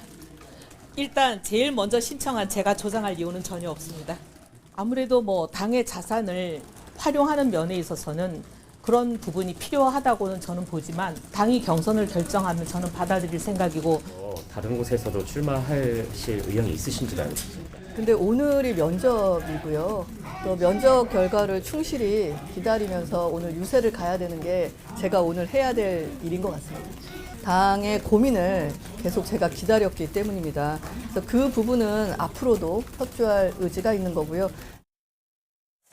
지금 이영 전 장관만 당에 협조할 의지가 좀 남아있다 이렇게 얘기하고 어쨌든 대부분 전체적인 분위기는 지역구 조정 안 하고 싶은 마음인데 이 지역에 최종 누가 남을 것 같습니까? 그거 네. 제 마음속에 있는 네. 얘기를 하면 안 될 것 같고요. 오늘 예. 면접하는 날이니까 언론에다 대고 저 후보들은 다 저렇게 얘기할 네. 수밖에 없을 겁니다. 그런데 글쎄요. 이혜훈 의원은 이미 서초에서 지난번 총선에는 또 동대문에 출마했었고 또 그다음 지방선거에서 또 충북지사에 잠깐 도전했다가 이제 그 철회를 했는데 그런 상황이고 이영 전 장관은 아마 서초 분당 얘기하다가 또 그 이곳으로 왔고 하태경 의원은 또 해운대 갑에서 올라올 때까지는 좋았는데 네. 그거는 당을 위한 희생이었는데 갑자기 종로 얘기하다가 이제 이쪽으로 오고 하니까 세 분 다 지금 처지가 비슷한 상황이어서 아마도 제 생각에는 1차적으로 여론조사를 아마 해봤을 것 같습니다. 네. 당에서. 그 여론조사 결과를 많이 참조를 해서 조정을 하지 않을까 그런 생각이 드는데 저기 중성동 갑지역과 을지역이 있지 않습니까? 네. 근데 중성동 갑지역은 지금 임종석 예. 전 실장 출마 여부가 이제 관건인데 거기는 이제 국민의힘 후보가 지금 윤희숙 의원이 뭐 다른 후보 한 분도 계십니다만 경쟁이 그렇게 치열하지 않은데 저 지역에 그 유난히 전현직의 장관까지 가서 지금 출마 공천 신청을 한 거는 저 지역이 갑 지역보다는 그래도 국민의힘 입장에서는 조금은 해볼 만한 지역이기 때문에 저기 다 몰려가 계신 것 같습니다. 네. 한동훈 비대위원장이 곱셈 정치를 하겠다. 뺀 지역, 들어간 지역 모두 다 이제 이기는 이런 공천을 하겠다고 했는데요. 이게 이기는 공천을 하려고 하면은 여기 이제 재배치는 불가피한 상황이고요. 뭐 결국 경선을 해야 되는 건지. 저 사실 곱셈 정치라는 얘기가 굉장히 무서운 얘기거든요. 네. 우리가 뭐 덧셈, 뺄셈 정치 이런 얘기 많이 하잖아요. 그래서 민주당 비판하면서 뺄셈 정치라고 비판을 하셨는데 곱셈 정치는요. 한 군데만 0이 되면 다 0이 되는 겁니다. 그 얘기는 뭐냐 하면은 전국 지역구 중에 단 한 군데라도 문제 생기면 거기에 대해서 책임을 져야 되는 거예요. 그렇기 바람을 때문에 타면 확 늘어나지만 0이 하나 들어가면은 그냥 그렇죠. 무너질 수 있다. 그런 점에서 곱셈 정치를 자신한다는 거는 대단한 자신감이긴 한데 지금 당장 지금 지역구 조정 뭐 예를 들어 지금 영남권에서 우리가 지난주에 얘기했지만 지역구 조정 잘 된 데도 있지만은 예를 들어 김기현 전 대표는 뭐 험지 출마 요구 다 무시하고 지금 남구 울산 남구 의뢰 그대로 출마하지 않습니까? 네. 지도부가 손도 못 대요. 만약에 손댔다가 소위 말해서 항명을 하게 되면 지금 영남권의 중진들이 다 같이 들고 일어날 가능성도 있거든요. 그렇기 때문에 과연 곱셈 정치, 곱셈 공천을 할 수 있느냐. 네. 물론 뭐 일부 지금 강남을 같은 경우에는 뭐 용산에서 대통령이 진노를 했기 때문에 현직 장관과 측근 비서진 이 두 분이 뭐 서로 이제 어디든 조정을 받을 수밖에 없는 그런 상황에 놓였는데 뭐 이런 데 특수한 경우를 제외하고는 예. 아까 중부 송동을이죠. 을 같은 예. 경우에는 지금 벌써 세 분이 배수진을 쳤어요. 지금 이제 뺄 수가 없는 상황입니다. 조정이 안 됩니다. 2달 앞두고 그동안에 지역구에 공을 안 됐으면 모를까 이미 지역구에 명함 뿌린 상태에서 네. 2달 앞두고 다른 데 간다는 거는 너 여기서 꼴찌야라는 얘기하고 똑같아요. 그럼 다른 지역 가면은 안 됩니다. 그렇기 때문에 그나마 가능한 지역은 강남을처럼 좀 누가 보더라도 이거는 대통령 측근들이 여기 있는 거는 문제다라고 당내 비판 여론이 높은 곳은 조정이 될 수 있겠지만 다른 곳은 조정이 그렇게 쉽지는 않을 거라고 봐요. 네. 그런데 여기 세 분이 신청을 했기 때문에 조정은 해야 되잖아요. 근데 아까 얘기했듯이 여론조사를 예. 통해서 하위에 좀 잘 안 나오는 분을 아까우니까 다른 데 쓴다 그렇게 예. 하면 그 지역에서 받아들일 때 뭐라고 봐야겠습니까? 아, 우리는 깍두기 오는구나, 떨거지 오는구나. 그렇군요. 이런 비판을 받을 수밖에 그러면 없어요. 가장 좋은 건 여론조사를 하기 전에 당내에서 배치표를 해보고 어떻게 하면 그 대진표에서 이길 수 있는가 이걸 먼저 검토해보고 조정하는 게 제일 좋은 사전에 이미 거죠. 타진을 했는데 예. 세 분이 다 거부를 하셨기 때문에 이 상황까지 네. 온 거죠. 자, 어떻게 조정이 되는지 굉장히 관심이 가는 지역이 될 수밖에 없고요. 강남을 조금 전에 얘기해 주셨는데 자, 여기도 이제 박진 의원하고 이원모 전 대통령실 인사비서관 이 두 분이 신청을 했는데 이 두 분 다 당에 따르겠다. 자, 뭐 희생을 하겠다 이런 얘기를 한 상황이라서요. 조정은 될 것 같아요. 네. 네. 뭐 본인들이 수용한다고 했으니까요. 근데 이원모 비서관의 경우는 사실 이렇게 인지도가 높은 분은 아닐 거란 네. 말이죠. 그러니까 강남을이 아닌 수도권 격전지로 간다 그랬을 때 당선 가능성은 굉장히 떨어질 수밖에 없고. 경기도 얘기가 많이 나오고 그러니까 있는데요. 더 어려운, 훨씬 어려운 지역으로 네. 가는데 그나마 시간도 얼마 안 남은 상태에서 인지도 올려야 되고 지지도까지 올려야 되는 엄청난 이제 부담이 있을 것 같고요. 근데 박진 의원은 오히려 더 본인이 원하는 지금 종로 얘기가 나오고 있는 걸 네. 보면 본인이 결과적으로 원하는 대로 되는 거 아닌가 이런 생각이 드는 게 예. 원래 강남을 4년 전에 거기 가기 전에도 그 종로가 원래 박진 의원 원래 그렇죠. 지역구잖아요. 예. 그러니까 종로에서 계속 정치를 계속 하시고 싶었는데 하여튼 당의 뜻에 따라 이제 강남을에 갔던 건데 이번에 강남을이 양지라서 안 된다. 그러니 종로 이러면 사실은 본인은 오히려 그 마다할 이유가 전혀 없는 예. 오히려 본인이 희망한 대로 되는 거 아닌가 이런 생각. 이건 뭐 순전히 제 개인적인 판단입니다만 그런 생각이 박진 드네요. 전 장관 입장에서 생각하면 종로는 험지가 아니다. 본인이 원하던 지역으로 결국 가게 되는 그런 좀 우연한 결과를 얻게 되는 것이죠. 예. 네. 박정원 교수님. 박진 전 장관이 종로로 돌아올 가능성이 글쎄요. 지금 현재 현역 의원이 최재형 의원이시잖아요. 네. 최재형 의원이 다른데 뭐 불출마하거나 다른 데로 간다 그러면 모를까. 본인이 어쨌든 대선 후보를 자처했던 분인데 종로를 비우고 다른 데로 갈 가능성은 높지 않고. 그러면 현역 장관과 소위 뭐 잠룡이긴 하지만 전 대선 후보가 경선을 한다? 예. 이것도 사실은 보기 좋은 그림이 아니거든요. 그런 측면에서 간다면 종로보다는 뭐 다른 지역에 예. 조금 더 뭐 우리 지금 그 비어 있는 소위 서울의 주요 격전지로 갈 예. 가능성이 현재로서 높겠죠. 그렇군요. 종로 얘기가 나온 거는 어떻게 보면 박진 전 장관의 희망상. 일 수도 있겠고요. 정치 1번지인 만큼 종로에 누가 투입되느냐 양당 모두 이제 관심인 이런 상황인데 말씀하신 대로 이들이 떠난 자리에 누가 채우느냐 이 여야 공이 관심인데 이 부분이 어떻게 정리될지 잘 지켜봐야 되는 대목입니다. 이뉴환 전 혁신위원장 얘기도 지금 술술 나오고 있어요. 자, 세브란스 병원이 있는 서대문 갑 지역에 출마를 지금 당에서 설득 중인 것으로 알려지고 있는데 지금까지는 나는 아내가 반대해서 나가지 않겠다 이런 의사가 좀 강한 것으로 보이는데요. 가능성 뭐 어느 정도나 된다고 보십니까? 저는 당에서 예. 강하게 설득을 하면 설득될 수도 있겠다 싶은 생각은 들어요. 왜냐하면 인용환 교수께서 당의 혁신위원장으로 오기 전에는 출마 의사가 저는 있었다고 알고 있거든요. 근데 혁신위원회를 운영하면서 굉장히 가족들이 많이 상처를 받았나 뭐 이런 생각도 드는데 지금 이제 공천이 막 시작되는 과정에서 인용환 전 혁신위원장이 좀 재평가되는 분위기도 당에서 있는 것 같아요. 그때 혁신위원장 때 했었던 여러 가지 제안이나 이런 것들이 조금씩 받아들여지고, 그러니까 현실로 되고 있어서 좀 재평가되는 분위기도 있는 상황에 이제 사실은 여당 쪽에서는 지금 출마 자원이 서울 수도권에 굉장히 인지도 있는 자원들이 많이 필요한데 필요한 거에 비춰보면 많지를 않아요. 발굴한 이 분들이. 그러다 보니까 이제 인용환 위원장한테도 출마 요구가 간 것 같은데 지금은 뭐 가족의 반대 이야기 하시지만 당에서 적극적으로 설득을 하면 저는 출마 받아들일 수도 있지 않나 그런 생각이 듭니다. 받아들일 가능성도 있다. 서대문 갑은 사실 우상호, 이성원 이 두 분의 리턴 매치가 계속 이루어졌던 지역 아니겠습니까? 이성원 전 의원은 지금 서대문 구청장을 하고 있고 우상호 의원 불출마를 선언했기 때문에 여기 다 전략 공천을 해야 되는 이런 상황이란 말이죠. 인용환 전 비대위원장, 혁신위원장, 지금 정영환 공관위원장은 도시락 미팅이라도 좀 해보겠다라는 입장인데 결국 설득하면 좀 넘어올까요?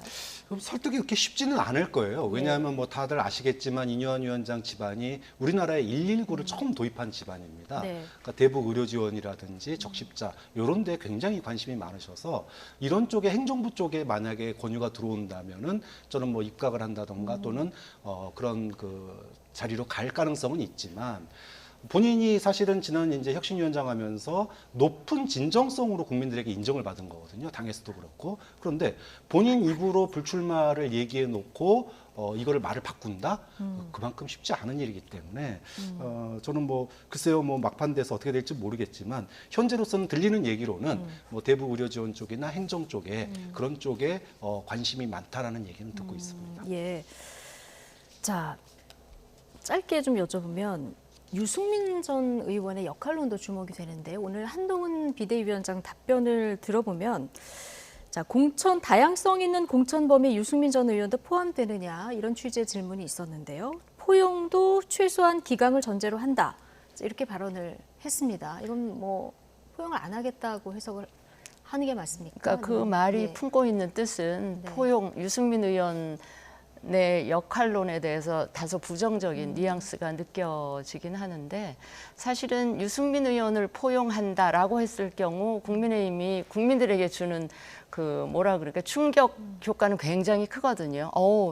이 정도까지 포용을 해 이런 국민적인 판단이 있는 순간 사실은 국민의힘은 지지율도 당선 가능성도 굉장히 배가 될 거라고 저는 개인적으로 판단을 하는데 한 번에 더 바람몰이를 할 수 있다. 그렇죠. 엄청난 국민의힘의 변화를 국민들께 보여줄 수 있는 굉장히 좋은 카드인데 아마도 아직 용산 쪽에서 조금 거부 반응이 조금 있지 않나 싶어서 저 대목은 조금 더 지켜봐야 될 것 같습니다. 지금 공천이 거의 초기 단계거든요. 그렇기 때문에 진행되면서 또 지지율 추이도 달라질 것이고 또 변화도 있지 않겠나 저는 기대를 해봅니다. 네, 뭐 아직까지는 선을 그었지만 달라질 수도 있다.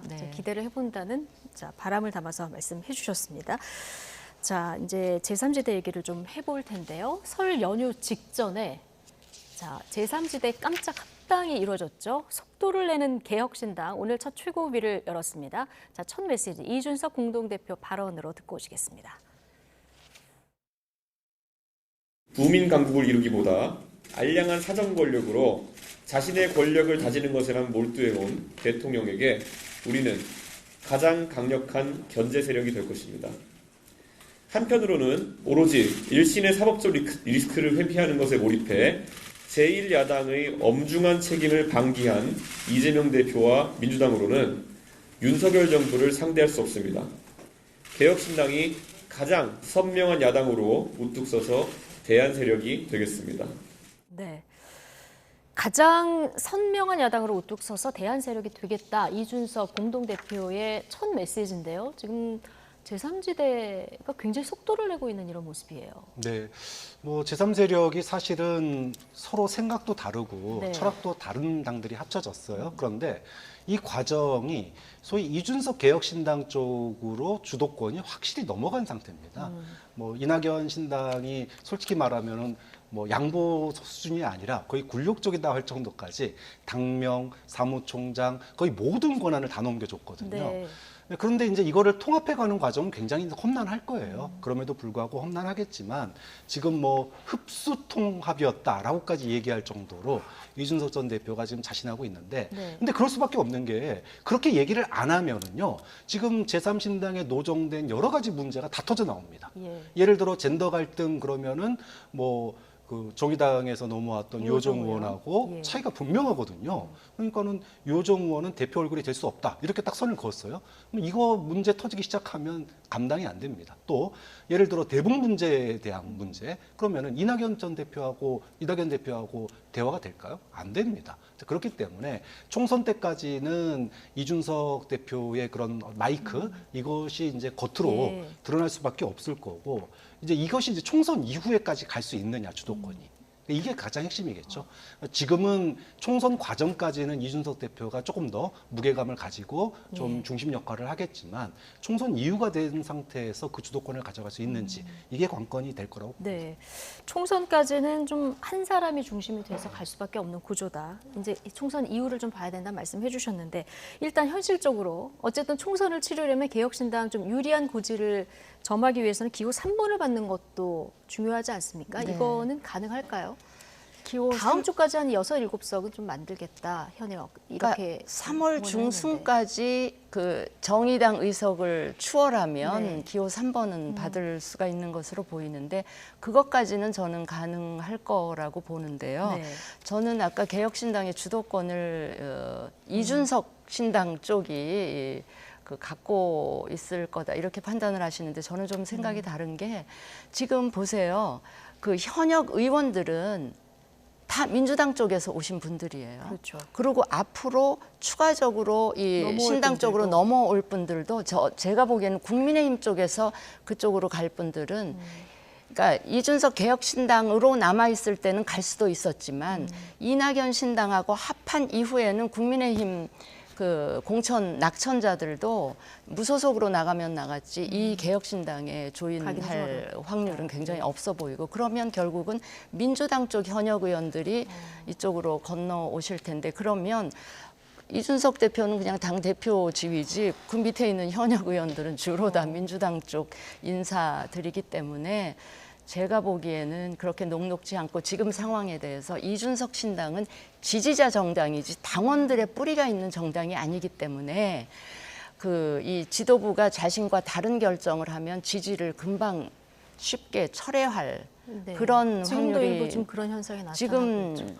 뭐 굉장히 지지자들은 완전히 예. 격앙돼 있는 상태더라고요. 그래서 저 이준석 대표가 가진 주도권이 제가 보기에는 그냥 이렇게 뭐라 그럴까, 이렇게 붕 떠 있는 이런 상황인 것 같아서 그렇게 튼튼한 상황은 아니다. 그래서 저는 대단히 죄송한 얘기지만 그 제가 몸담았었던 그 바른미래당이 2018년 지방선거 앞두고 현실론에 경도돼서 이 안철수 국민의당과 합당하게 된 그때가 계속 데자뷰처럼 떠오르고 있고, 어쨌든 그 이후에 바른미래당이 그 실패의 과정을 겪는 그거를 이 개혁신당은 답습하지 않았으면, 밟지 않았으면 좋겠다라고 생각은 하지만 조금은 불안해 보이는 것도 사실입니다. 예. 이준석 대표도 이 바른미래당을 경험했기 때문에 이 전철은 밟지 않겠다.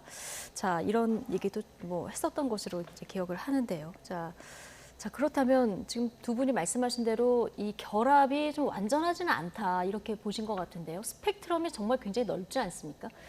자, 이런 연합정당의 공천관리위원장을 누가 맡느냐 이 부분도 굉장히 중요한 포인트인데요.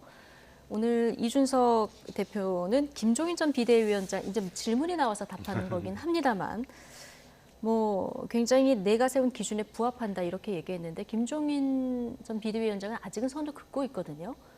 가능성이 있는 얘기일까요? 쉽지는 않을 것 같아요. 쉽지 않을 것 같습니다. 왜냐하면은 예. 지금 이제 의석 예상수가 그래도 한 20-30석은 내다볼 수 있다면은 김종인 비대위원장이 몸을 움직이겠지만 지금 보세요. 지역구에서 과연 개혁신당이 어느 정도 당선을 낼 수 있을까? 사실 쉬운 데가 하나도 없습니다. 예를 들어 이낙연 대표가 호남에 광주에 출마한다.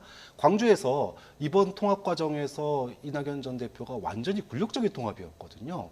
그러면 제3당 만들이라고 고생했다고 호남에서 광주에서 국회의원 만들어줄까? 어렵거든요. 예. 그리고 이준석 신당 대표도 마찬가지입니다. 대구라든지 뭐 부산 간다고 해도 쉽지가 않아요. 그렇다고 서울이 만만하냐? 그렇지도 않습니다. 자, 이렇게 놓고 보면 소위 말해서 고춧가루 효과, 상대를 떨어뜨리는 그래서 뭐 예를 들어 김용남 전 의원이 수원병에 간다던가 또는 신경민 전 의원이 영등포 간다던가 그러면은 각각 국민의힘이나 민주당 그 후보를 떨어뜨릴 수는 있겠지만 스스로 당선되는 건 굉장히 어려워요. 지역구에서 당선되기 굉장히 그렇죠. 어렵고. 그러면은 이제 비례밖에 안 남는데 네. 비례가 지난번에 정의당이 10% 지지받아서 6석인가 받았거든요. 그러면 지금 그 소위 그 양당의 지지층 빼고 중도에서 제3세력을 표를 찍겠다라고 하는 게 한 20%, 25% 된단 말이에요.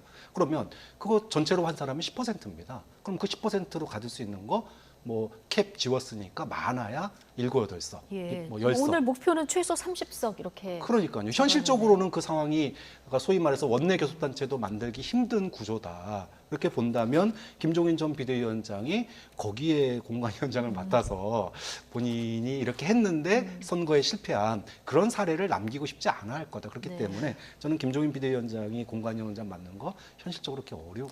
근데 김종인 김종인 위원장께서 이 책임도 있어요. 빅텐트 만들어지는 과정에 그 엄청난 큰 물밑에서 좀 역할을 했다. 이준석 전 국민의힘 대표가 탈당하는 과정에도 굉장히 영향력을 많이 행사를 하셨어요. 국민의힘에 미련두지 말아라라고 하면서 사실은 탈당 과정에서부터 굉장히 뭐랄까 영향력을 많이 행사를 하셔서 책임 있는 분이라 책임 있는 분이고 저 빅텐트가 만들어지기까지 굉장히 물밑에서 역할을 많이 하신 분인데다가 저 개혁신당 입장에서는 최소한 김종인 위원장 정도가 와서 그 비례 순번 정하는 이런 거에 그립을 갖고 해야지 다른 웬만한 분이 오셔가지고는 저 비례 순번 정하는 갈등을 조정 관리 잘 못하실 거예요. 그러니까 김종인 위원장 정도의 리더십을 가진 분이 오셔야 별 무리 없이 그 선거를 치를 수 있지 않겠나 싶은 생각이 드는데 김종인 위원장은 늘 관심 없다 이렇게 얘기하시면서도 막 졸르면 또 이렇게 못 이기는 척 받아들이시기도 하셔서 어떻게 될지 모르겠습니다. 네, 뭐 여야를 넘나들면서 좀 비대위원장 역할을 좀 성공한 경험이 많기 때문에 못 이기는 척 올지 아니면 현실 가능성을 봐서 안 오실지를 좀 지켜보도록 하죠. 나이트 포커스 오늘은 여기까지 하겠습니다. 진수희 전 의원, 박창환, 장하대 교수 두 분과 함께했습니다. 오늘 고맙습니다.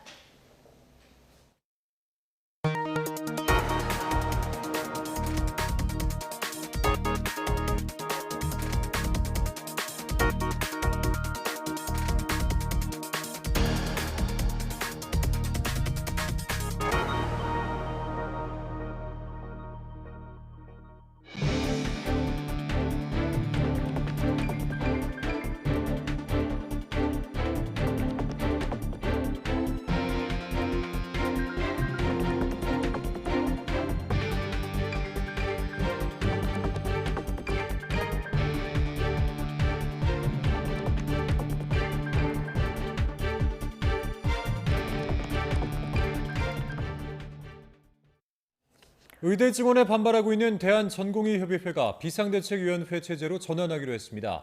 전공의협의회는 어젯밤 진행한 온라인 임시총회에서 회장을 제외한 나머지 집행부가 모두 사퇴하고 비대위 체제로 운영하기로 했다고 밝혔습니다. 전공의협은 4시간 넘게 진행한 밤샘 토론을 통해 파업 돌입 여부와 방식 등을 논의했지만 뚜렷한 결론을 내지 못한 것으로 전해졌습니다. 일각에서는 전공의들이 휴가를 내는 방식으로 진료 현장을 이탈하거나 이달 말 사직서를 내는 방식으로 의료 현장을 떠나 진료 차질을 빚을 것이라는 전망도 나오고 있습니다.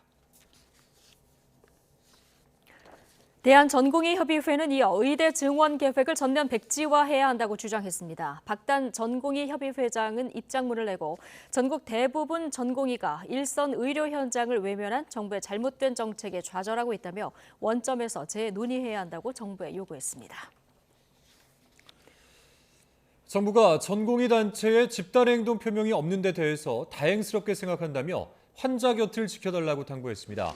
박민수 보건복지부 2차관은 중앙수습본부 회의가 끝난 뒤 브리핑을 통해서 이같이 밝히고 전공의들이 집단행동에 나설 상황에도 대비하겠다고 말했습니다.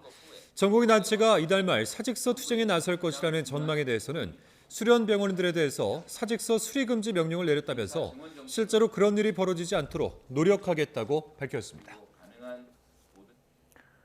네, 의사들의 집단행동이 가시화하면서 가장 걱정이 큰 건 당사자인 의사도 그렇다고 병원이나 정부도 아니죠. 바로 환자와 그 가족들입니다. 네, 어렵게 잡은 수술이나 치료 일정이 미뤄질까 봐 노심초사하고 있는 이들은 왜 의사 파업의 희생자가 본인들이어야 하는지 이해하기 어렵다는 입장입니다. 조용성 기자입니다. 요즘 대학병원에 입원 중인 환자와 가족들은 걱정이 늘었습니다. 의사들의 파업 얘기가 나올 때마다 혹여 치료에 차질이 생기지 않을까 싶어서입니다. 암 환자 등 중증 환자들의 경우 어렵게 잡은 수술이나 치료 일정이 미뤄질까 걱정이 더 클 수밖에 없습니다. 만약에 파업을 했을 경우 그 인턴이나 레지던트 분들이 빠지게 되면 응급상황을 대처하실 의사분들이 없으시잖아요. 그랬을 때가 제일 우려되는 상황이죠. 항암 환자 같은 경우에는 응급상황이 언제든지 발생할 수 있는데 특히 지역에서 큰 병원을 찾아 서울로 원정 치료를 다니는 환자들은 불안감이 큽니다. 대학병원 업무의 상당 부분을 책임지는 전공의 집단행동 얘기에 예민할 수밖에 없는 겁니다. 자기 밖으로 욕심내는 것밖에 안 된다. 상급병원 같은 경우에는 지역민보다 그 외부에서 오시는 분들이 더 많더라고요, 보면.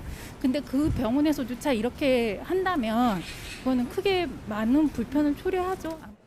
환자와 가족들은 의료 파업으로 왜 본인들이 피해를 봐야 하는지가 가장 납득하기 힘들다는 입장입니다.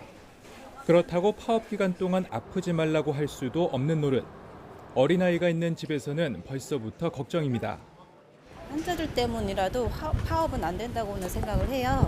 저희 애들도 계속 막 병원으로 살거든요. 1년 내내 뭐 여기 아팠다 저기 아팠다 하니까.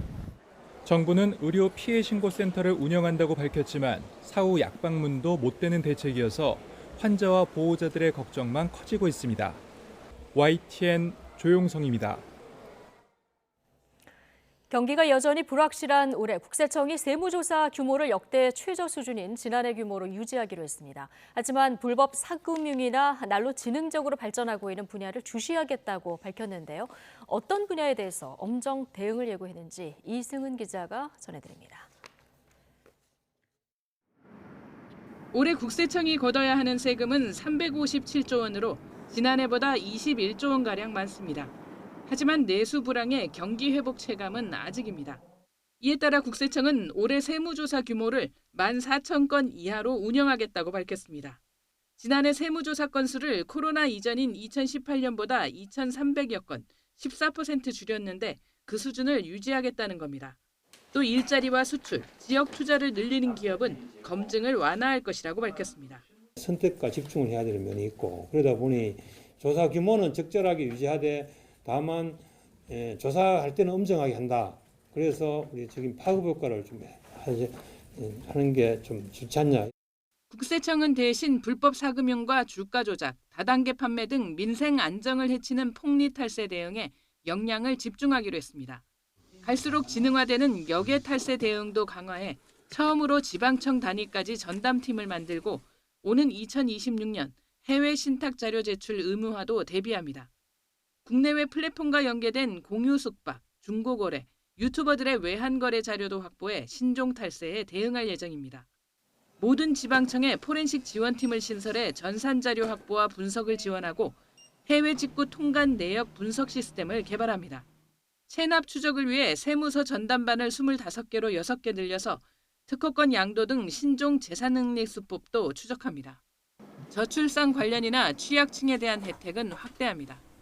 올해부터 자녀 장려금은 소득 기준 7천만 원 이하로 넓어지고 최대 지급액도 100만 원으로 늘어납니다. 국세청은 학자금 대출 연체 가산금을 매월 1.2%에서 0.5%로 낮추는 방안도 추진한다고 밝혔습니다. YTN 이승은입니다. 윤석열 대통령이 비수도권 지역에선 처음으로 부산에서 민생 토론회를 열고 부산을 물류와 금융, 첨단 산업의 거점 도시로 만들겠다고 약속했습니다. 이 밖에도 지역 현안 해결과 병원 건립 등을 약속하며 통 큰 선물을 안겼는데 총선까지 전국 시도를 돌며 민생 토론회를 진행하는 방안을 검토하고 있습니다. 강희경 기자입니다. 주제별로 민생 토론회를 열고 있는 윤석열 대통령이 이번에는 부산을 찾았습니다. 지방시대를 주제로 비수도권 지역 첫 민생 토론회를 부산에서 개최한 겁니다. 윤 대통령은 수도권 집중과 과도한 경쟁을 저출산 원인으로 꼽으며 지역 균형 발전이 문제 해결의 열쇠라고 강조했습니다. 지역 균형 발전으로 지방시대를 열어 합계 출산율 1.0을 회복하는 것이 그 어느 때보다 중요하고 우선적인 국정 목표입니다. 이어 국민이 진정한 지방시대를 체감할 수 있도록 하겠다며 일자리, 인재, 생활환경을 연계한 각종 정책 추진 방안을 줄줄이 발표했습니다. 우선 국제 허브도시 육성을 위한 특별법을 제정하고 재정, 세제 지원 등으로 인재를 유치해 부산을 물류와 금융, 첨단 산업의 거점으로 만들겠다고 밝혔습니다. 산업은행 부산 이전도 조속히 마무리하겠다고 강조했습니다. 산업은행 동남권 본부의 기능과 인력을 보강하여 부울경 지역 기업에 대한 금융 지원을 대폭 확대할 것입니다. 가덕도, 신공항 등 지역 현안의 조속한 해결은 물론 삶의 질도 확실히 높이겠다고 약속했습니다. 부산 어린이병원 건립과 사직구장 재개발 등이 대표적입니다. 낙후된 사직구장과 구덕운동장의 재개발을 중앙정부가 지원해서 부산은 물론 대한민국 스포츠 문화 산업 발전의 교두보로 만들 것입니다. 부산 시민의 가려운 곳을 긁는 그야말로 선물 공세를 한 윤 대통령은 동네 시장을 찾아 상인들과 접촉면을 넓혔습니다. 부산이 2030 엑스포 유치 실패를 겪었던 만큼 총선을 앞두고 민심 다잡기에 나선 거란 분석이 나옵니다. 윤 대통령은 국민과 허심탄회하게 호흡하는 민생 토론회 형식을 선호하고 있다는데 총선이 있는 4월까지 전국 17개 시도를 골고루 도는 방안을 검토하고 있습니다. YTN 강희경입니다. 자, T-57일. 이제 총선이 2달도 채 남지 않았습니다. 이렇게 결전의 날이 서서히 다가오며 정치권의 경쟁은 스크린에서 이어지고 있습니다. 건국 경쟁은 이승만 전 대통령을 다룬 다큐멘터리 영화입니다. 다큐멘터리 영화의 성공의 기준이라고 할 수 있는 10만 명을 넘겼고요. 설 연휴 기간 박스오피스 3위까지 기록하며 개봉 12일 만에 이렇게 32만 명을 넘어섰습니다.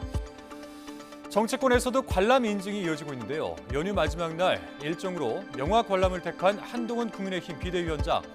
대한민국이 여기까지 오게 되는 결정적인 중요한 결정을 또 적시에 제대로 하신 분이라 생각한다고 감탄평을 남겼는데요. 이보다 앞서서는 오세훈 서울시장과 나경원 전 의원 등 이렇게 보수 정치인들이 영화 건국전쟁 릴레이 관람 인증을 남겼습니다. 정치인들의 단체 관람은 영화 길 위의 김대중도 마찬가지입니다. 지난달 개봉한 김대중 전 대통령 탄생 100주년 다큐 영화로 누적 관객 수 12만 명을 넘었는데요. 지난해 12월 개최한 시사회에는 민주당 이재명 대표와 김부겸 전 국무총리가 나란히 참석하기도 했고 문재인 전 대통령 또한 지난달 지역 예비 후보들과 함께 영화를 관람하기도 했습니다. 총선을 앞둔 여야의 경쟁, 스크린에서도 이어지며 지지세를 모으는 모습입니다. 국민의힘 한동훈 비상대책위원장은 민주당 홍익표 원내대표가 운동권 출신 정치인들을 독립운동가에 비유한 데 대해서 독립운동가들도 돈 봉투 돌리고 재벌에게 뒷돈 받고 룸살롱 가서 여성 동료에게 쌍욕을 했느냐고 비판했습니다. 한 위원장은 오늘 서울 여의도 당사에서 기자들과 만나 운동권 특권 세력이 과연 대한민국을 여기까지 있게 헌신한 독립운동가들과 이미지가 같냐며 이같이 밝혔습니다. 이어 갖다 댈 걸 갖다 대야지, 이는 국민에 대한 예의가 아니라며 자기들과 독립운동가가 뭐가 비슷하다는 거냐고 지적했습니다. 관련해 더불어민주당 홍익표 원내대표는 이른바 운동권 청산론을 내건 국민의힘 한동훈 비상대책위원장과 여당의 사과를 요구했습니다. 홍 원내대표는 오늘 원내대책회의에서 민주화 운동을 했던 일부 정치인의 잘못을 두고 전체 민주화 운동을 폄하하거나 청산 대상으로 삼는 건 언어도단이라면서 이같이 말했습니다. 또 국민 세금인 특수활동비를 쌈짓돈처럼 흥청망청 쓴 사람들이 누구냐면서 윤석열 대통령과 한 위원장을 포함한 정치검사 일당이야말로 청산 대상 1순위라고 덧붙였습니다. 이준석, 이낙연 대표가 손잡은 개혁신당이 이번 총선 목표 의석으로 최소 30석을 제시했습니다. 거대 양당의 공천 탈락자를 염두에 두고 공천관리위 구성에도 속도를 내고 있습니다. 박광렬 기자입니다. 연휴 뒤 첫 공식 지도부 회의를 연 개혁신당은 극단 정치를 우려하는 중도층 표심 공략에 주력했습니다. 4월 총선에서 최소 30석을 가져와 양당 독점 구도를 깨겠다는 목표를 내걸었습니다. 10분의 1인데요. 그래야 양당의 횡포를 막을 수 있을 거예요. 중요한 법안일수록 제3세력의 동의를 얻어야만 통과되게끔 하는 것이 1차 목표입니다. 과반 의석 야당의 입법 독주와 여당의 거부권 건의, 그리고 대통령의 행사가 반복되는 정치 상황을 제3의 대안 세력이 막아보겠다는 겁니다. 지역구 공략 전략도 구체화하고 있습니다. 민주당 탈당파인 이원욱, 조응천 의원은 기존 지역구인 화성1과 남양주 갑에 다시 도전장을 내밀었고, 수많은 국민들이 제3지대를 갈망하고 있다고 확신합니다. 가능하다면 개혁신당의 남양주 벨트, 화성 벨트를 구축하여 지역구 동반 당선도 노리겠습니다. 이준석 대표와 이낙연 대표는 대구와 광주 출마 가능성을 열어두고 있습니다. 유명 인사들이 지역구에서 바람을 일으켜 비례대표 의석에 영향을 주는 정당 득표율까지 높이겠다는 계산으로 풀이됩니다. 공천관리위 구성 역시 이르면 이번 주 출범을 목표로 속도를 내고 있습니다. 한때 여야를 넘나든 정치권 책사, 김종인 전 국민의힘 비상대책위원장이 공관위원장 후보로 거론됐지만 정무적 감각이 있고 그리고 각 정파 간의 의견을 조율할 수 있는 각 정파에서 신뢰하는 성함이 언급된 바는 없습니다. 그렇지만은 아까 제가 말하는 기준에 부합할 수 있다고 생각합니다.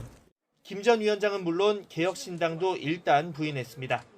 거대 양당 공천 탈락자에 대한 영입전을 앞두고 지역구 배치와 비례대표 등에 큰 영향을 미칠 중책 인선은 좀 더 숙고하는 것으로 보입니다. 빅텐트 구축엔 성공했지만 각 세력의 화학적 결합과 공천 잡음 최소화라는 숙제가 남았습니다. 20대 총선 이후 8년 만에 3당 체제 총선 전국을 노리는 개혁신당의 목표가 결실을 볼 수 있을지 주목됩니다. YTN 박광렬입니다. 지난해 주요 건설사들 매출이 크게 뛰었지만 높은 금리와 공사비 부담에 영업이익률은 뒷걸음질 쳤습니다. 올해 실적도 좋지 않을 것으로 예상되는데 태영건설 워크아웃 이후 유동성 위기가 불거진 건설사들은 미리 자금 확보에 나서고 있습니다. 보도에 윤혜리 기자입니다.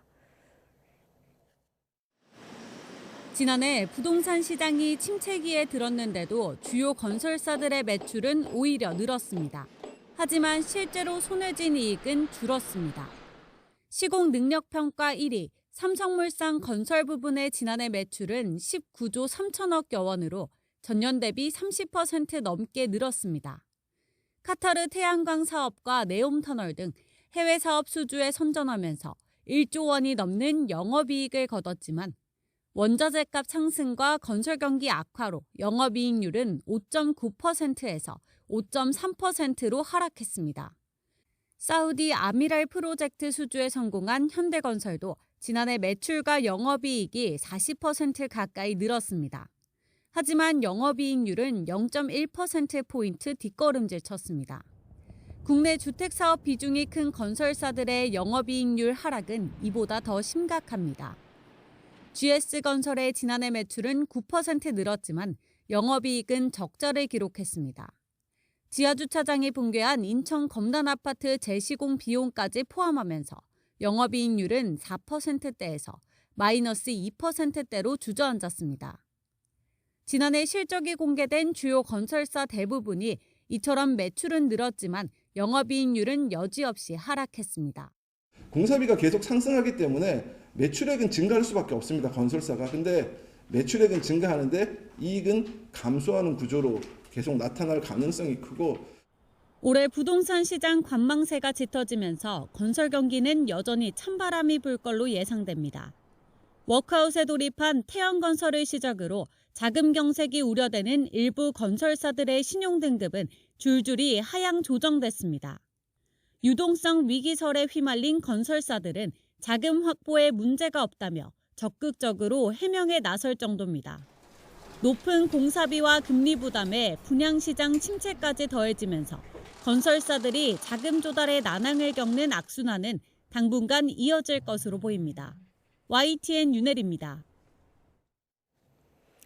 한국토지주택공사가 공급절벽 우려를 불식하기 위해서 올해 10만 가구가 넘는 주택 인허가를 추진할 예정입니다. LH는 오늘 이런 내용을 담은 5대 부분 11대 중점 과제를 발표했습니다. 또 착공 물량도 지난해보다 4배 확대해 5만 가구 이상을 달성하겠다는 계획입니다. 서울에서 칼국수 한 그릇 평균 가격이 처음으로 9,000원을 넘었습니다. 한국소비자원 가격정보 종합 포털을 보면 지난달 서울 기준 소비자들이 많이 찾는 외식 메뉴 8개 가운데 칼국수와 냉면, 비빔밥 등 3개 품목 가격이 한 달 전보다 올랐습니다. 특히 칼국수 가격은 9,038원으로 재작년 3월 8,000원을 넘은 뒤 처음으로 9,000원대를 기록했습니다. 냉면 가격과 비빔밥은 한 달 전과 비교해 77원씩 오른 것으로 나타났습니다. 수십 년 역사를 지닌 국내 기업들이 중국을 벗어나 미국과 일본, 동남아 등으로 사업 영토를 확장하고 있습니다. 해외 시장 다변화로 먹구름이 꼈던 실적도 개선 흐름을 보이고 있습니다. 황보혜경 기자입니다. 24년 전통의 국내 중저가 화장품 브랜드입니다. 코로나19 시기 적자를 면치 못하다가 K-뷰티 열풍에 힘입어 국산 화장품이 인기를 끌면서 해외 고객이 늘고 있습니다. From social media and advertising, we recommend to our friends to use the Korean product. 무엇보다 중국 시장을 넘어 일본과 미국을 중심으로 해외 시장을 발빠르게 개척했기 때문입니다. 지난해 일본의 한국 화장품 인지도 순위에서 1위를 차지한 데 이어 미국 아마존에서도 스킨케어 제품 매출이 1년 전보다 2배 넘게 늘었습니다. 自分たちの周りとか自分も韓国のアイドルとか文化とかが好きでそこからどんどん派生してコスメとかも好きになりました。 Well, Korean cosmetics is more effective, especially the skincare is the number one. 60년 역사를 지닌 국내 중공업 회사도 해외 시장을 개척하며 실적 개선에 성공했습니다. 지난해 영업이익이 2,578억 원으로 한 해 전보다 80% 가까이 늘었는데 전력 설비 교체 수요가 높은 미국 시장을 공략한 영향이 컸습니다. 이를 발판 삼아 유럽과 중동, 아프리카 등으로 수주 지역을 확대하고 있습니다. 해외 시장 확대로 지난해 4분기 기준 3조 7천억 원의 수주 잔고를 기록하는 등 지속적인 실적 호조를 보일 것으로 예상합니다. 또 그룹 차원에서 글로벌 제조 생산 기지로 베트남에 대한 지속적인 투자를 이어가고 있습니다.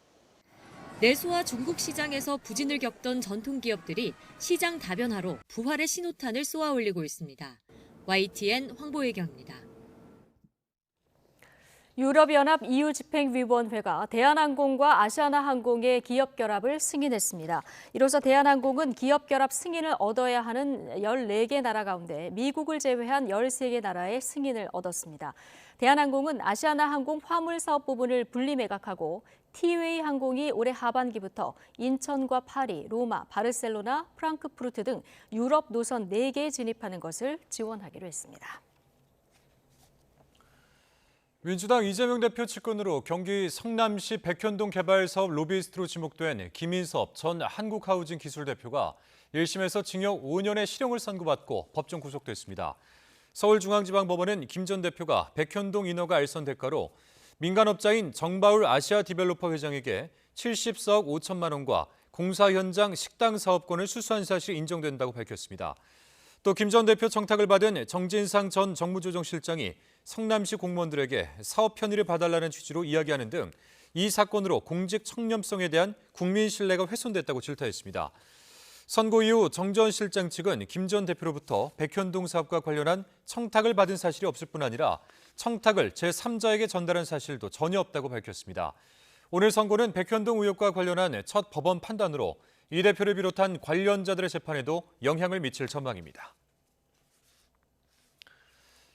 2인체제 방송통신위원회가 YTN 최대 주주를 유진그룹 특수목적 회사로 변경 승인한 데 반발해서 YTN 노조와 우리사주조합이 행정소송을 제기했습니다. 전국 언론노동조합 YTN 지부와 우리사주조합은 오늘 서울행정법원에 방통위를 상대로 한 최다액 출자자 변경 승인 처분 취소 소송을 내고 1심 판결 선고 때까지 승인 효력을 멈춰달라며 집행정지도 함께 신청했습니다. 언론노조 YTN 지부는 이후 기자회견에서 방통위 상임위원은 5명이지만 지금은 2명뿐이라며 최다액 출자자 변경 승인 처분은 위원 5명의 합의를 전제로 해야 한다고 강조했습니다. 방통위는 이에 대해서 방통위 설치법에 2인 이상 위원 요구가 있거나 위원장 단독 회의 소집이 가능하고 제적위원 과반수 찬성으로 의결할 수 있다고 반박했습니다. 네, 앞으로 다른 기업의 기술을 탈취하면 손해액의 최대 5배를 배상해야 합니다. 특허청은 부정경쟁방지법이 국무회의를 통과함에 따라 오는 8월부터 기술 탈취 3종 세트로 불리는 특허권 침해, 영업비밀 침해, 아이디어 탈취에 대한 징벌적 손해배상 한도를 기존 3배에서 5배로 확대한다고 밝혔습니다. 5배 징벌 배상은 외국 사례와 비교해 보아도 가장 높은 수준이라고 특허청은 설명했습니다. 코로나 팬데믹 이후 공연계가 되살아나며 인기 공연마다 암표가 극성을 부리고 있습니다. 가수와 기획사들이 저마다 암표와의 전쟁에 나선 가운데 콘서트 전 좌석을 NFT, 즉 복제와 교환이 불가능한 토큰 형태로 판매한 사례가 등장했습니다. 디지털 기술이 어떤 방식으로 암표 거래를 차단하는지 나연수 기자가 취재했습니다. 표도 전쟁으로 불리는 가수 임영웅의 콘서트 티켓 500만 원. 한류 스타 블랙핑크의 타이완 공연 티켓은 현지에서 1,700만 원에 판매되기도 합니다. 이처럼 팬데믹 이후 공연계에서는 원래 표값에 최대 수십 배 웃돈을 얹은 암표가 극성입니다. 신고 건수는 2년 사이 12배 가까이 폭증했습니다. 기획사 자체 모니터링에 포상 티켓을 건 암행어사제까지 등장했지만 암표 거래를 뿌리 뽑긴 역부족입니다. 지난달 암표 문제로 공연을 전면 취소했던 가수 장범준 씨는 이번 달 공연을 다시 준비하면서 아예 전 좌석을 NFT 티켓으로만 판매했습니다. NFT, 즉 대체 불가능 토큰은 블록체인 기술을 바탕으로 전송과 재거래를 차단할 수 있을 뿐만 아니라 필요한 부가 기능을 얹을 수 있습니다. 본인 인증을 바탕으로 추첨에 들어갔고 추첨을 바탕으로 저희가 공정하게 선발을 했기 때문에 이제 암표상들이 막 매크로를 돌려서 동시에 막 몇천 개씩 가져가는 이런 형태는 애초에 차단이 됐습니다. 장 씨에게 협업을 제안한 카드사는 지난해 같은 방식으로 사흘간 문화 행사를 진행했습니다.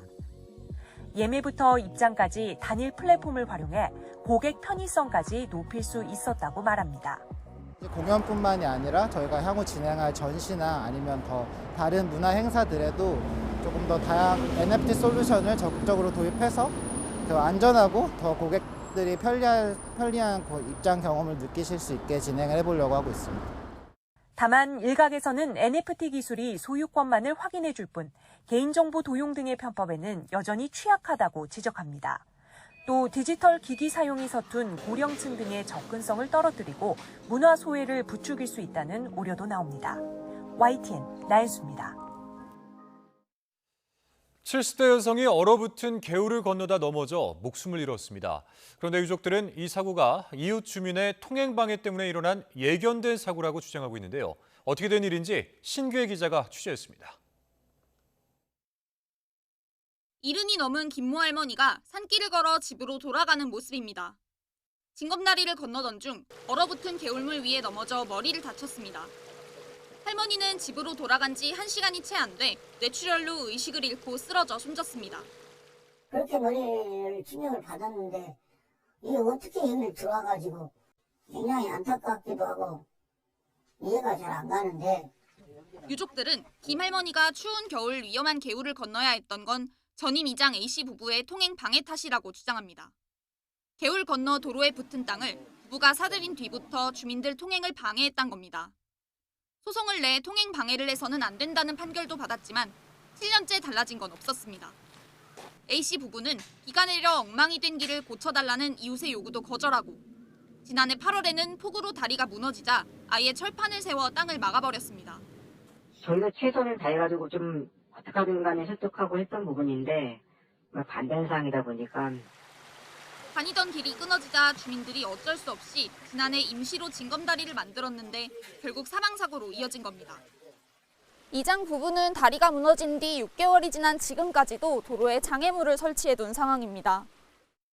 주민들은 A씨 부부가 개발 수익을 얻으려고 개울 건너에 사는 주민들을 쫓으려 한다고 의심합니다. 하지만 A씨 부부는 자신들은 개발 사업과는 관련이 없다는 입장입니다. 또 여러 해 사유지를 무상으로 이용하게 해줬는데 이웃들이 소송을 걸고 수리까지 요청한 건 지나치다고 주장합니다. 돈을 주고 하거나 뭐 우리 해결을 해주고 쌍장을 평생 이대로 쓰겠다는 얘기야. 시청은 하천 기본계획 등 다리 복원을 강제할 근거 마련에 나섰지만 이웃들 사이 갈등이 격화하고 있어 빠른 해결은 당분간 쉽지 않아 보입니다.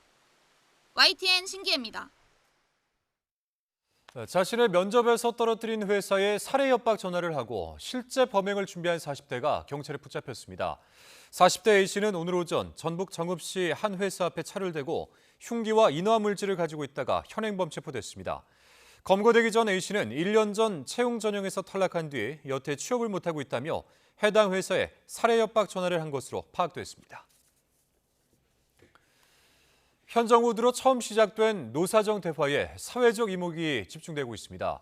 근로시간과 정년 연장 등 노동개혁 과제가 협상 테이블에 올랐는데 성과를 끌어낼지 관심이 쏠리고 있습니다. 김평정 기자입니다. 노동계와 경영계, 정부를 대표하는 이들이 현 정부 들어 처음으로 한자리에 모였습니다. 노사정 대화가 본격화하면서 그동안 정부가 주도해온 노동개혁도 이젠 협상 테이블에서 진행됩니다.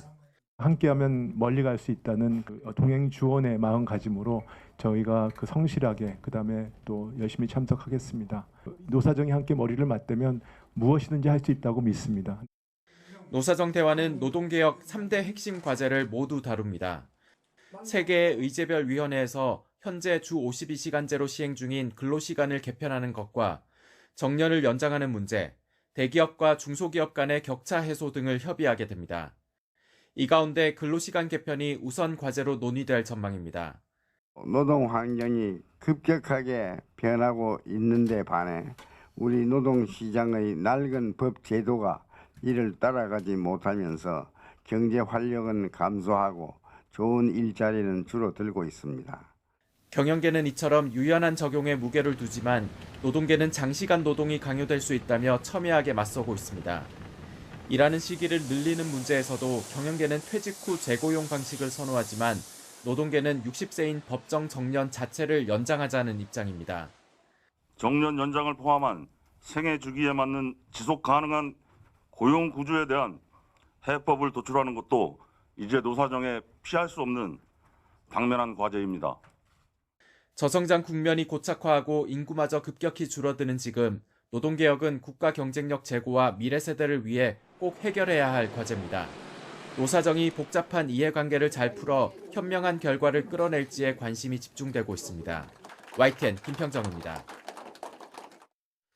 우리나라의 장시간 노동자 비중이 경제협력개발기구 OECD 평균 수준까지 떨어졌다는 조사 결과가 나왔습니다.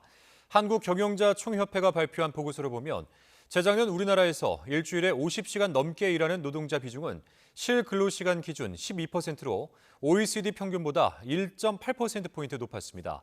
일주일에 60시간 넘게 일하는 노동자는 3.2%로 OECD 평균인 3.8%보다 낮았습니다. 이는 20년 전인 지난 2002년 수치가 당시 OECD 평균보다 4배 가까이 높았던 것과 비교하면 비중과 격차가 모두 줄어든 겁니다. 윤석열 대통령은 기업의 자발적인 출산 지원 활성화를 위해서 세제 혜택 등 다양한 지원 방안에 즉각 강구하라고 지시했습니다. 윤 대통령은 최근 대규모 출산 지원금 지급 등 저출산 극복을 위한 기업 차원의 노력이 확산하는 것이 상당히 고무적이라며 이같이 주문했습니다. 최근 부영그룹이 2021년 이후 태어난 임직원 자녀들에게 출산 장려금 1억 원을 지급한 사례 등을 보고 언급한 것으로 전해졌습니다. 중소벤처기업부는 중소기업 졸업 유예 기간을 기존 3년에서 5년으로 확대하는 법 개정안이 오늘 국무회의에서 의결됐다고 밝혔습니다. 개정안은 오는 20일 공포될 예정이며 공포일로부터 6개월이 지나면 시행에 들어갑니다. 중소기업 졸업 유예 제도는 기업이 매출 성장 등을 통해 중소기업 범위를 벗어나더라도 일정 기간 중소기업으로 간주해 안정적으로 정착할 수 있도록 돕는 겁니다.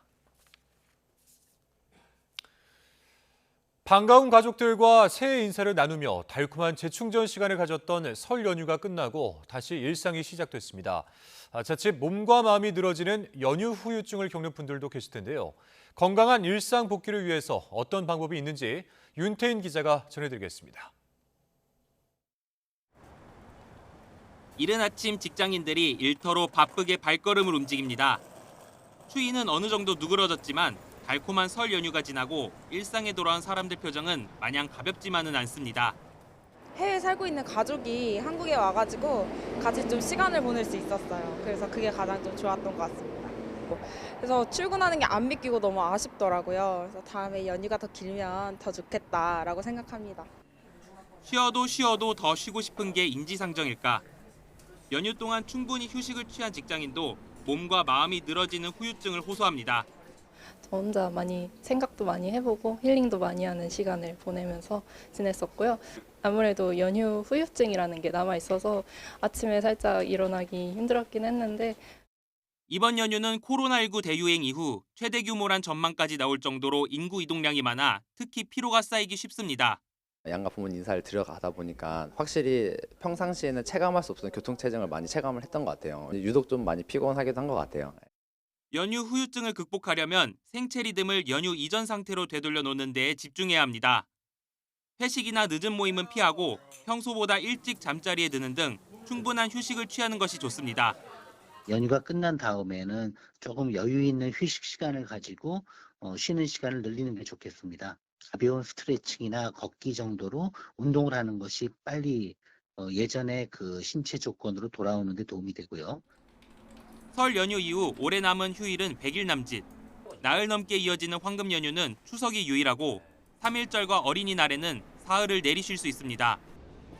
돌아오는 황금 연휴를 알차게 보내는 것도 중요하지만 후유증 없이 건강하게 일상으로 복귀하려면 무엇보다 평소 생활 리듬을 크게 해치지 않는 선에서 연휴를 보내는 지혜가 필요합니다.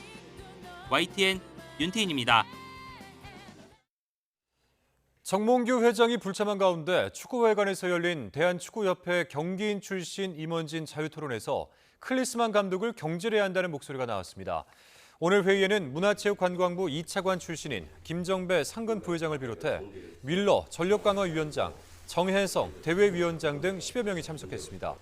이 자리에서 이석재 부회장은 대표팀을 정비해 새로운 면모로 가야 한다며 클리스만 감독의 경질을 주장했습니다. 15일에는 국가대표 전력강화위원회가 열리는데 이 회의에는 미국에 머물고 있는 클리스만 감독도 화상으로 참석할 예정입니다. 일당 독재 국가인 북한의 노동당 대표단이 러시아 집권 여당의 초청으로 러시아 방문에 나섰습니다. 러시아 단체 관광객은 다음 달에도 북한을 방문하기로 하는 등 북러 밀착은 계속되고 있습니다. 최도희 기자입니다. 김수길 평양시 당위원회 책임비서를 단장으로 하는 북한 노동당 대표단이 러시아로 향했습니다. 오는 15일부터 17일까지 열리는 현대 식민주의에 대항하기 위한 다자간 협력체 회의에 참가하기 위해서입니다. 무엇보다 러시아 여당인 통합 러시아의 초청에 따른 방문인 만큼 북러 정당 간 교류, 협력 논의가 이뤄질 것으로 보입니다. 미국이나 서방 국가들과 협력하지 않으려고 하는 나라들을 주축으로 삼아가지고 러시아랑 북한이 이제 함께 그 반미 연대를 구축하는 그런 작업의 일환이라고 통일부와 외교부는 양측의 통상적 교류에 대해 별도로 평가하진 않겠다면서도 유엔 안보리 제재 결의에 위반되는 불법적인 관계는 중단해야 한다고 강조했습니다. 지난해 9월 북러 정상회담 이후 교류를 확대하고 있는 양측은 민간 차원의 관광 교류 협력에도 더욱 속도를 내고 있습니다. 앞서 지난 9일엔 러시아 단체 관광객들이 3박 4일 일정으로 북한을 찾았는데 코로나19로 국경을 봉쇄했던 북한이 외국인 단체 관광객을 받아들인 건 4년여 만에 처음이었습니다. 러시아 연해주 정부는 다음 달에도 2차례 더 러시아 단체 관광객들을 북한에 보내기로 했습니다. 2차 관광객은 8일부터 11일까지, 3차 관광객은 11일부터 15일까지 북한을 방문하게 되는데 각각 100명씩 모두 200명이 평양과 금강산, 마식령 스키장 등을 둘러볼 예정입니다. 특히 3월에 열리는 러시아 대선에서 연임이 거의 확실시되는 블라디미르 푸틴 대통령이 대선 이후 방북 일정을 확정할 것으로 보여 북러 간 밀착 행보는 당분간 계속될 전망입니다. YTN 슈드입니다. 인도네시아에서 축구 경기 도중 선수가 벼락에 맞아 숨지는 사고가 발생했습니다. 인도네시아 매체들은 지난 10일 인도네시아 반둥에서 열린 친선 경기에서 FBI 수방 소속의 셉타인 라하르자라는 선수가 벼락을 맞고 쓰러져 병원으로 옮겨졌지만 사망했다고 보도했습니다. 인도네시아에서는 지난해 11월에도 유소년 경기 도중 벼락을 맞은 선수가 응급치료를 받고 간신히 생명을 건진 일이 있었습니다. 일본 내 도미노 피자 체인 점포에서 한 종업원이 콧구멍을 손가락으로 만지다가 피자 반죽에 묻히는 듯한 장면이 촬영된 영상이 퍼져 본사가 법적 대응을 검토 중이라고 NHK가 보도했습니다. 도미노 피자 재팬은 공지문에서 소셜미디어에 문제 영상이 퍼져 조사를 벌인 결과 어제 새벽 2시쯤 효고현 아마가사키시 점포 내 종업원이 부적절한 행위를 한 영상으로 판명됐다고 밝혔습니다. 이에 이 회사는 해당 매장 내 모든 반죽을 폐기하고 영업을 중단시켰다고 덧붙였습니다. 해당 종업원은 회사 조사에서 재미삼아서 했고 후회한다고 말했으며 영상은 같은 점포의 다른 종업원이 촬영한 것으로 전해졌습니다. 용의 후예를 자처하는 중국은 올해 춘절을 세계에 알리는 선전 활동에 박차를 가하고 있습니다. 이른바 중국설이란 배타적 주장이 아시아 보편의 음력설이란 표기마저 밀어내는 형국입니다. 베이징에서 강정규 특파원입니다. 음력 새해 전야에 펼쳐진 춘절 갈라쇼, 용띠해를 상징하는 각종 공연과 함께 신장 위구르 소수민족, 인민군대까지 무대에 올렸습니다.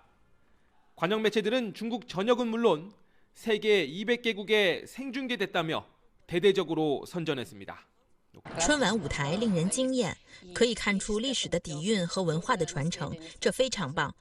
각종 국제기구에서도 중국 주도의 춘절 축하 행사가 잇따라 열렸습니다. 특히 유엔은 올해부터 음력 새해를 선택 휴일로 지정했습니다.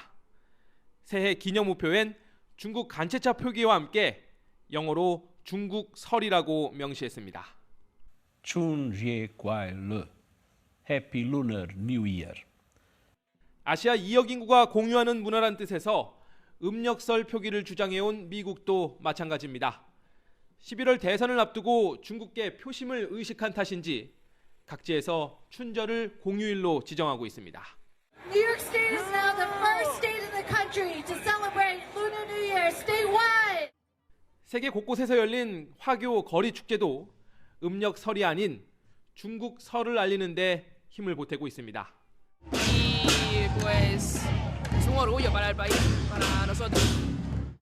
내친 김에 용의 영문 표기까지 중국식 발음으로 바꾸려는 움직임도 나타납니다. 很多龙不再翻译为 dragon， 而是选择了一个同中文发音更相近的单词龙。 애국주의 풍조 속에 춘절의 배타적 소유권을 주장하는 목소리가 높아지면서 국적 없는 음력설이란 표현마저 설 자리를 잃어가고 있습니다. 베이징에서 YTN 강정규입니다. 조 바이든 미국 대통령이 중국 기업이 소유하고 있는 틱톡을 이용한 선거운동을 시작했습니다. 앞서 중국으로의 기밀 유출을 우려해 모든 관공서에서 이 틱톡 사용을 금지한 터여서 비판과 함께 논란이 일고 있습니다. 류재용 기자의 보도입니다. 미국 프로스포츠 최대 축제인 프로풋볼 슈퍼볼이 열리기 전날 바이든 대통령이 소셜미디어 틱톡에 등장했습니다. Chiefs or Niners? Two great quarterbacks, hard to decide. But if I didn't say I was for the Eagles and I'd be sleeping alone. My wife's a Philly girl. 하지만 틱톡은 중국 기업이 모기업이어서 중국 정부로의 개인정보 유출 우려가 있다며 지난해 백악관이 나서 연방정부의 모든 전자기기에서 틱톡 앱 삭제를 지시한 상황. 곧바로 공화당은 물론 민주당 내부에서도 우려의 목소리가 제기됐습니다. 공화당 소속의 하원 중국특위위원장은 청소년들에게 지지를 호소하는 것보다 국가안보가 더 큰 일이라고 강조했습니다. 하원 중국특위 민주당 간사 역시 우려를 표시하며 틱톡 금지 필요성을 지적했고 역시 민주당 소속의 상원 정보위원장도 금지한 틱톡을 이용하는 데 따른 혼재된 메시지가 우려스럽다고 밝혔습니다. 백악관은 곤혹스러움 속에 책임을 선거 캠프에 떠넘기면서 틱톡 금지의 원칙만 거듭 강조했습니다. The administration still has concerns, security concerns about TikTok, even though the campaign has now joined it. Again, I cannot speak, nor will I speak for the campaign. I can't do that or their decisions. Nothing's changed about the national security concerns from the NSC's perspective about the use of TikTok on government devices. That policy is still in place. 틱톡은 미국 젊은 층에서 압도적인 인기를 누리고 있습니다.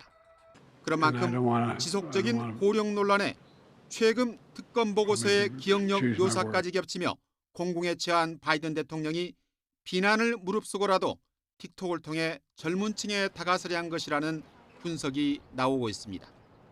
YTN 유재용입니다.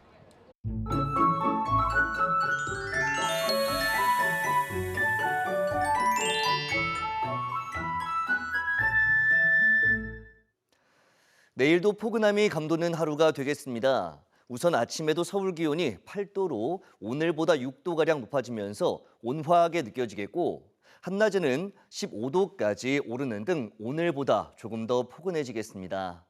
다만 대체로 흐린 가운데 제주도에서 시작된 비가 새벽에는 호남으로 오전에는 충청과 영남으로 확대되겠고 밤까지 이어지겠습니다. 비의 양은 대부분 5에서 10mm로 많지 않겠습니다. 하지만 제주도에는 최고 40mm의 조금 더 많은 비가 오겠고 돌풍과 벼락을 동반하며 요란하게 내리겠습니다. 피해 없도록 각별히 신경 써주시기 바랍니다. 반면 수도권과 영서 지방에도 오전까지 약하게 비가 조금 내리겠습니다. 내일 아침 기온은 서울 8도, 대전 7도, 광주 10도, 부산 11도로 예년보다 10도 안팎으로 크게 높겠습니다. 낮 기온도 서울 15도, 대전 15도, 광주 18도, 부산 16도로 예년보다 6도에서 10도가량 높겠습니다. 모레는 전국에 비나 눈이 오겠고 이후 반짝 쌀쌀해질 전망입니다. 날씨 정보였습니다. 화요일 뉴스라이트 마치겠습니다. 함께해 주신 여러분 고맙습니다.